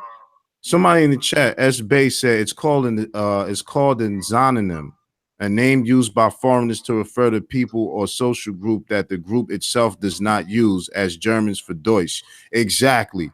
But see, the reason we know it's a zononym now is because they first did it to us. Mm-hmm. We're the example. You see what I'm saying? So yeah, definitely. I just wanted to Oh, add that. and they also, John, check this out. It says the understanding of Negroes as an enslavable race. Matter of fact, let me go back up because this gets serious because this was You skin know, color gets in. Skin yeah, color gets involved. yeah. Find that portion, but this real interesting, man. Enslavable. Think about that, people. It's, they're coming up with qualities and you know what I mean of justification for why we're ripe and prime to be Yeah, targeted for slavery. You see? based on this doctrine. This is straight up. Oh, yo, because it's crazy because around the same time that King James wrote the Bible, he wrote a book called Demonology on witchcraft, like a couple years prior. So it's like it goes hand in hand. But Right, anyway, right. it says skin color was one characteristic that defined this enslavable race, but it was not the only one. Europeans noticed a range of skin colors fell under the broad umbrella of Negro. In 1494, Geronimo Munzer commented that King Hao II possessed Negroes of various colors: copper colored, very black, shaded black. Those that are close to the tropics of Cancer and Capricorn are copper colored, while those that were from the equatorial regions are extremely black. Here, all, quote, Negroes are slaves, but there are already distinctions of colors made between the various enslavable Africans. The understanding of Negroes as an enslavable race, regardless of color, continued in the Americas. In the early slave communities of Brazil, my Bahian brothers, Negro transcended Africa to include any slave, whether Native American or African. For instance, slave inventories from Bahia in the 1570s and 1580s divided slaveholdings into Negros da Terra, or Indians, and Negro de Guinea. Similarly, in Rio de Janeiro in the 1620s, a Negro from Angola and another from Brazil were denounced to the Inquisition for performing acts of sodomy on one another.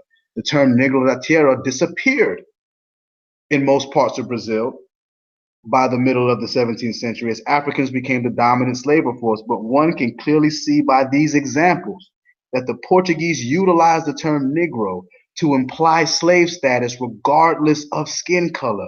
In this way, Indian slaves were literally, quote, blackened to conform to their social status.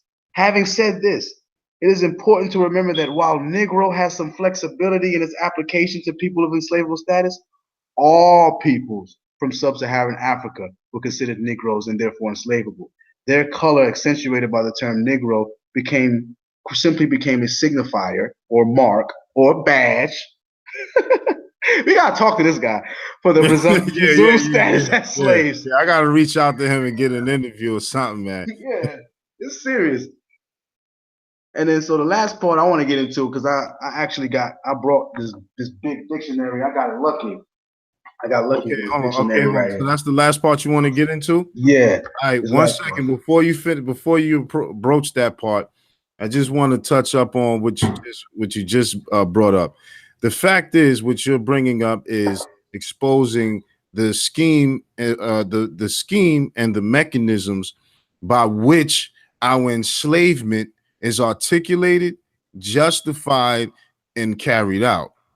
Now again, remember I told you about the different factions of people who agree with whether we're indigenous or not. I think what you've just done is in many ways concluded that particular portion of the topic, because what it shows is that also from my history and research, what they've done is when they split up the natives, they split them up based on skin complexion. So they would say, okay, the lighter skinned ones, if you're fair, the more fair skinned, okay, you're an Indian. If you're dark skinned, you're a Negro. You know what I mean? You're a Negro. The ones who could pass for Negro was automatically lumped in with those who were the African slaves. So there's a lot of mixture throughout the Americas of the population from West Africa who was transported here, and those who are of native origin or indigenous origin as well. So I think that portion definitely concludes that.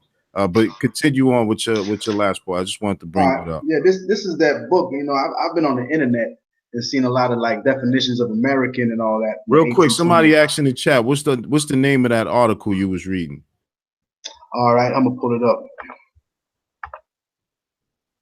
It's called Collective Degradation: Slavery and the Construction of Race. It was written in 2003 by James H. Sweet. Gotcha. James H. Sweet. All right, but continue though. All right. So check this right here. So this right here, I always saw about, you know, the American, the definition of American in the 1828 dictionary, the copper-colored America, and it's actually in this dictionary. This is actually an 1828 original dictionary.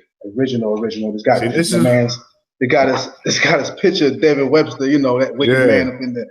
You know, when you're a real research and study, you have books like that. You know what I'm saying? I wanted to go in on this joint. I think this is a joint everybody should get. When you, Malik, I got to get this to you when I link up with you. Yeah, it's called Blackamoors, Africans in Tudor England, their presence, status, and origin.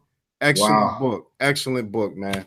You know what? Before you finish this, let me read it because I got it already bookmarked.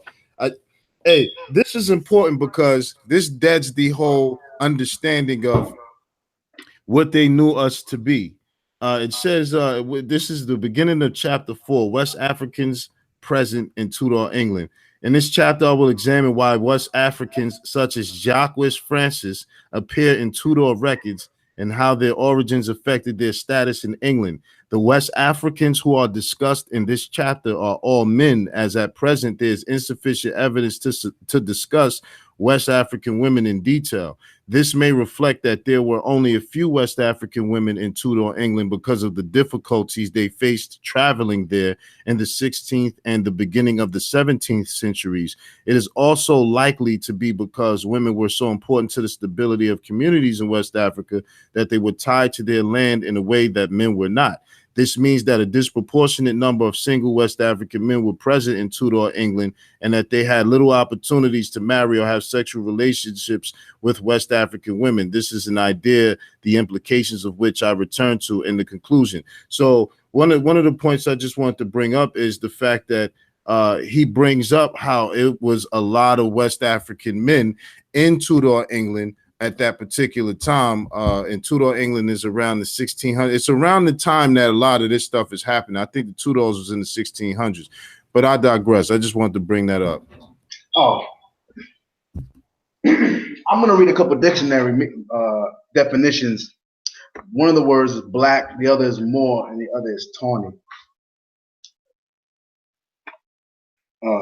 This is from Webster. This is from Webster. Okay. Yeah. It says, as a matter of fact, the word blackamoor is in here as well. I'm gonna read that. It says black, that which is destitute of black. Matter of fact, it has 3 or 4 definitions of it. Let me read the first one. Black, Sax, black, and Blake, black, pale when livid. To become pale, to turn white, to become black, to blacken. This word, it also means pale and livid. Blake, bleka. And this is actually Saxon. Saxon is black. Bleak, Danish is bleak. German is bleach. It can mean pale, to bleach, to lighten, to flash. The primary sense seems to be pale, wane, or sallow, from which has proceeded the present variety of signification. That's the first definition. So the first initial definition is pale. Now, in order to get that, now that's a Webster's. What year is that? 1828. See, now if you get a modern dictionary, it's not going to have that in it. That has you only find that in the etymology. When you look up the etymology to black, that's when it'll talk about that. But see, the etymology is a part of the definition in those older books. You know what I'm saying? Because damn, that was heavy. So that's the Most of first these words definition. descend from Arabic. And actually, he goes deep into the etymology in this. He actually explains it in his foreword on how deep he almost didn't finish the book because he was just going through so much etymology research. But a lot of these words that he put in here come straight to Arabic. He has Arabic, the actual Arabic script in here, where some of these words come. Like the word buzzard comes with. He's got the ba, aleph, and zayin in it, and it comes from Arabic. He's got a word buzz. He's got another word right there. Most of these words that I've looked in here, shockingly, alcohol is an Arabic word, obviously. Coin is an Arabic word, coming from kaun, meaning the hammer, or to forge a stamp. That's where the word coin comes from, with a kaf, aleph, and a noon.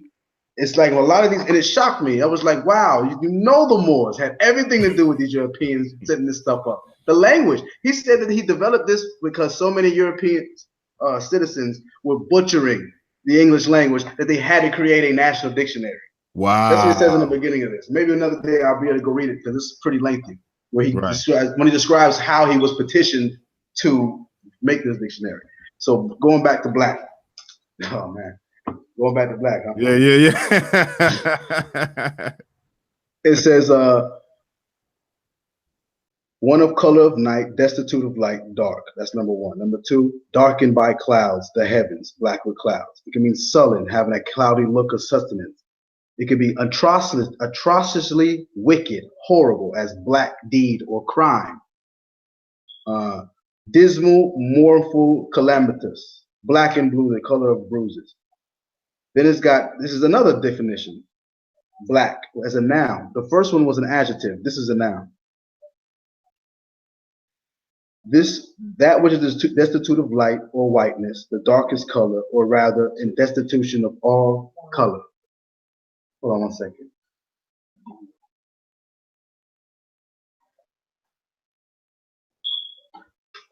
A Negro, a person whose skin is black. That's the second definition. That's finally, I've been wanting to get there for the longest. And it seemed like you got to go through all this research just to get to what they used it on you for. Right. And then it says black dress, mourning, or as clothed in black. Then you have blackamoor, a Negro, a black man. That's the definition of a blackamoor.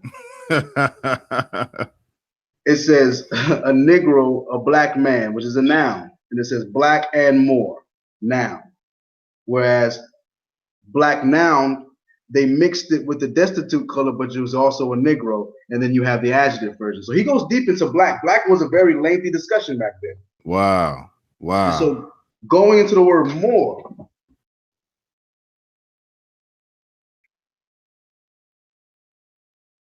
it says a native. Matter of fact, I'm gonna go to the etymology. D, more, German, more, H, which is M-O-H-R, France, which is M-A-U-R-E, Danish, which is M-O-O-R, Greek, which has its, Moorish, dark or obscure. A native of the northern coast of Africa, called by the Romans from the color of the peoples, Mauritania. Yeah, Mauritania. The country of dark complexioned people, Moor.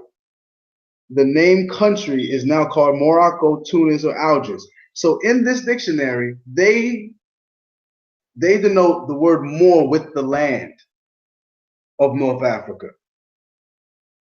I will read it again. It says the name, called by the Romans from the color of the people, Mauritania. So the connection is with the land, straight up. Right.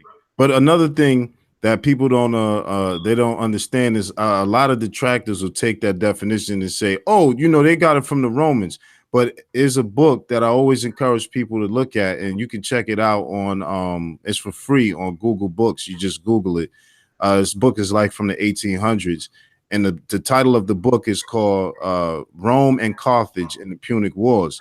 And this book breaks down pretty much Rome got its entire culture, speaking system, writing system, form of governance, form of trade, form of commerce, form of everything from the Carthaginians, who were Phoenicians, and we know the Phoenicians are Canaanites, and the Canaanites are more Phoenicians are Moors. I So got we something to tie it show you all too. back in. Oh man, I got one more thing to show you then. One more thing to show you on that. Nah, go ahead. On that. But anyway, tawny, of a yellowish dark color, like things tanned or persons who are sunburnt, as a tawny Moor or Spaniard, the tawny sons of Numidia, the tawny lion. Because I've also read books of them describing Moors as tawny. Yeah, so, could you repeat that definition? Oh, sure. I'll put it down. Tawny, of a yellow dark color, yellowish dark color, excuse me, like things tanned or persons who are sunburnt, as a tawny Moor or Spaniard, the tawny sons of Numidia, the tawny lion. So I'm thinking it's a ruddy look. They're talking about. Well, I think they're talking about the white Moors. Well, not necessarily. They're pretty much talking about the light-skinned people. You see, I remember I was kicking it with an African, well, not an African, a brother from Nigeria, you know, and he was telling me, he was like, yeah, we got a different light skin in Africa. You know what I mean? And there's a definition from from the Britannica. That calls America. It says the definition for American Negro in the Britannica. I forget which year. It's like the 1800s though, and it says that the American Negroes is a new cultural product consisting of all the tribes of Africa, as well as the Moors and Arabs, and as well as the yellow Hottentots from the South. Because you know, like the Hottentot, you see what I'm saying? So there's a light skin that is indigenous to our people that doesn't come from mixing in. You see what I'm saying? True. And that's what they recognize as the Tawny Moors, because there's also some information that Ilamir uncovered. I can't recall exactly where, but he was breaking down how when the Portuguese came into Africa, they kidnapped some Tawny Moors and got them, and they called them Moors. But they said, nah, these are not like the Moors we know, because they're not Muslim. Oh, I read that book called Sins of the Father. There we go. That's it. Yeah, there we go. Sins of the Father. There you go. That was one of my favorite books. That's why I know that. They go there. Yeah. But, so say that in there, that they call them Tawny Moors in there. But go ahead though. Yeah, you know, and for those same detractors, right? Because the term Africa was an actual jurisdiction ran by Pale Romans. So when they try to say this, you know, the Moors got their name, or the Mauritania got their name from the Africans, or what? I mean, for the Europeans, well, so did the Africans. You know, and I actually had this book right here. You can see this right here on my screen. Yeah, we can see it. This is called the Annals of Tacitus, where it goes into a lot of the history of pre-Muslim or pre-Islamic Moors in those same regions having issues with the Romans. Well, just a side note real quick too. I'm trying to get this guy who wrote this book. We were supposed to do an interview with him a couple years ago, but it didn't work out because he's in England. So we're going to try to get him on there. But in this book, Africans in Tudor England, that I was telling y'all about, in this book particularly, it says right here, he says, these ideas primarily relate to whether West Africans were considered as nude pagan savages in Tudor England. Habib Ungerer and others used the work of some 15th and 16th century African writers, such as the Moorish historian Leo Africanus. He calls Leo Africanus in this book, I don't know if he did that incorrectly or what, but he calls Leo Africanus a Moorish historian. So I definitely want to get him on to see where he's getting that from. But that was interesting. I just wanted to put that out there. Yeah, I guess the brother had to go pause for a second. But one of the things, I'm here. Okay, all right. Now go ahead. I'll let you wrap it up because I know you got things to do too, and you gotta do that Kanye West extra credit. More, yeah. No, but pretty much here, like the Romans, man, when they came through, man, they set up this African colony called Africa Proconsularis, or you know, and it's also called Africa Vetus, or Old Africa, governed by a proconsul. Hey man, speak on it more. Yeah, and it says the Roman province, they established after they defeated Carthage. So no one was calling themselves Africans. No Moors was calling themselves Africans, period, at the time. Some people might say they're a Far tribe, but I'm not going to go into that. It roughly comprised the territory of present-day Tunisia and northeastern modern-day Algeria and the small Mediterranean seacoast of modern-day Libya, western Libya, right? And then after the Diocletian administration reforms, it was split up. They always split up. That's what cancers do. They split up and they spread. And then this is where a lot of us don't know about this history right here, going into the Moors, going from the Romans' control into the Moors. They actually had a jurisdiction called an exarchate, which was in Africa at the time, and there was an exarchate by the name of Gennadius. He was appointed Magister Militum Africae. I'm not good with my Latin, but he had wars with various Moorish kingdoms during the sixth century, up into the 7th century. Those groups had wars with the Moors until the Muslims, who teamed up with the Berbers, was able to suppress that. So this thing about the Moors giving us names, like the only reason they called us Moors is because the land that we lived on, we called Moors, or some form of Moor derivative. This concept of Guinea too, also, the only reason they started calling the land Guinea is because they started running the coins. Europeans' coinage, when they took the gold out of Africa, they called the coinage Guinea. And all the places they were getting the coin, they would call Guinea. That's where the names came from.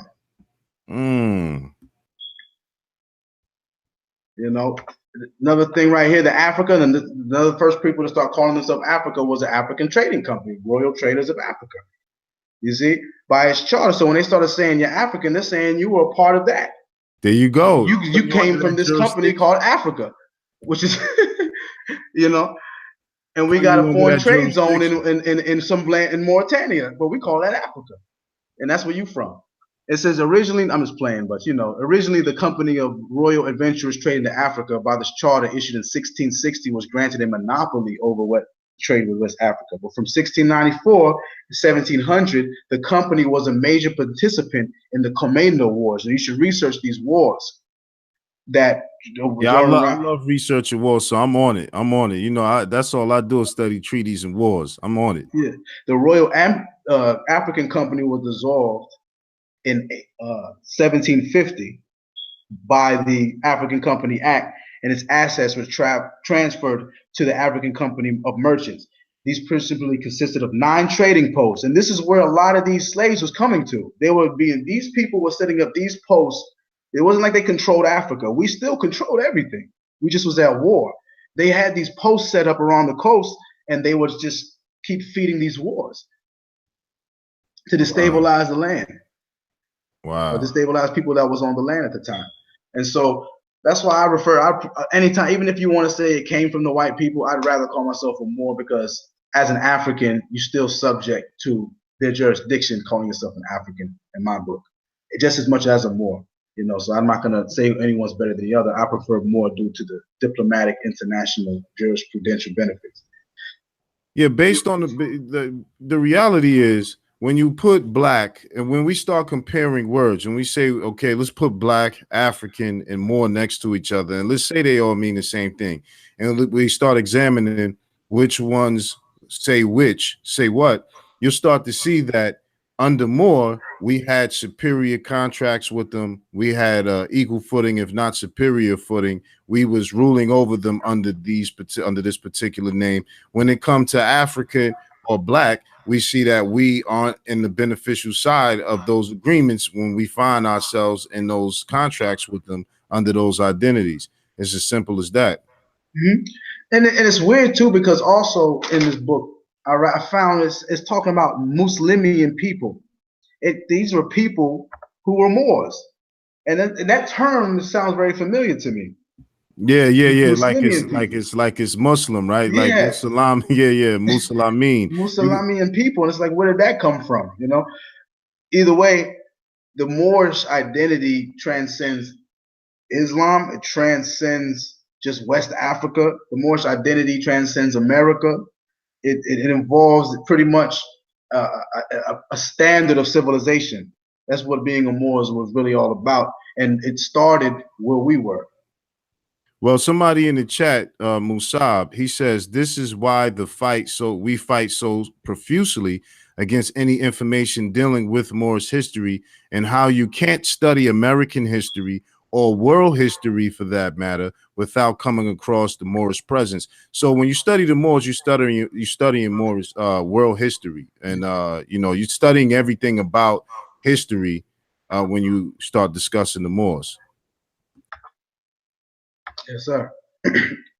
So yeah, that's pretty much it. I can wrap that up And as true, far true. as the Moors, Islam, and antebellum slavery. Indeed, indeed, indeed. Hey man, you did the chat was rocking tonight, man. You know what I mean? Everybody loved it. You know what I'm saying? I appreciate you taking the time out, your busy schedule so late to come on and share this information with us, man. And to all of y'all, this is the brother who got me linked in with the university, North Carolina A&T University, to be able to speak there. So I definitely want to give you honors for that. He's the man out there. You're going to see and hear more from this brother. He's in his last year of college. He's going to be pursuing his Juris Doctorate. He's going to be a problem very, very soon. So again, brother, I want to give you honors for coming through and sharing that information with us. And I'll give y'all an update on everything with the tour tomorrow. So again, brother, appreciate everything, and let everybody know where they can connect with you at on social media, or however they can link with you to, get in contact with you. All right. Well, yeah, you can go see me at Maliki L on Instagram. Maliki, Maleekiel. That's both on social media with Facebook and Instagram.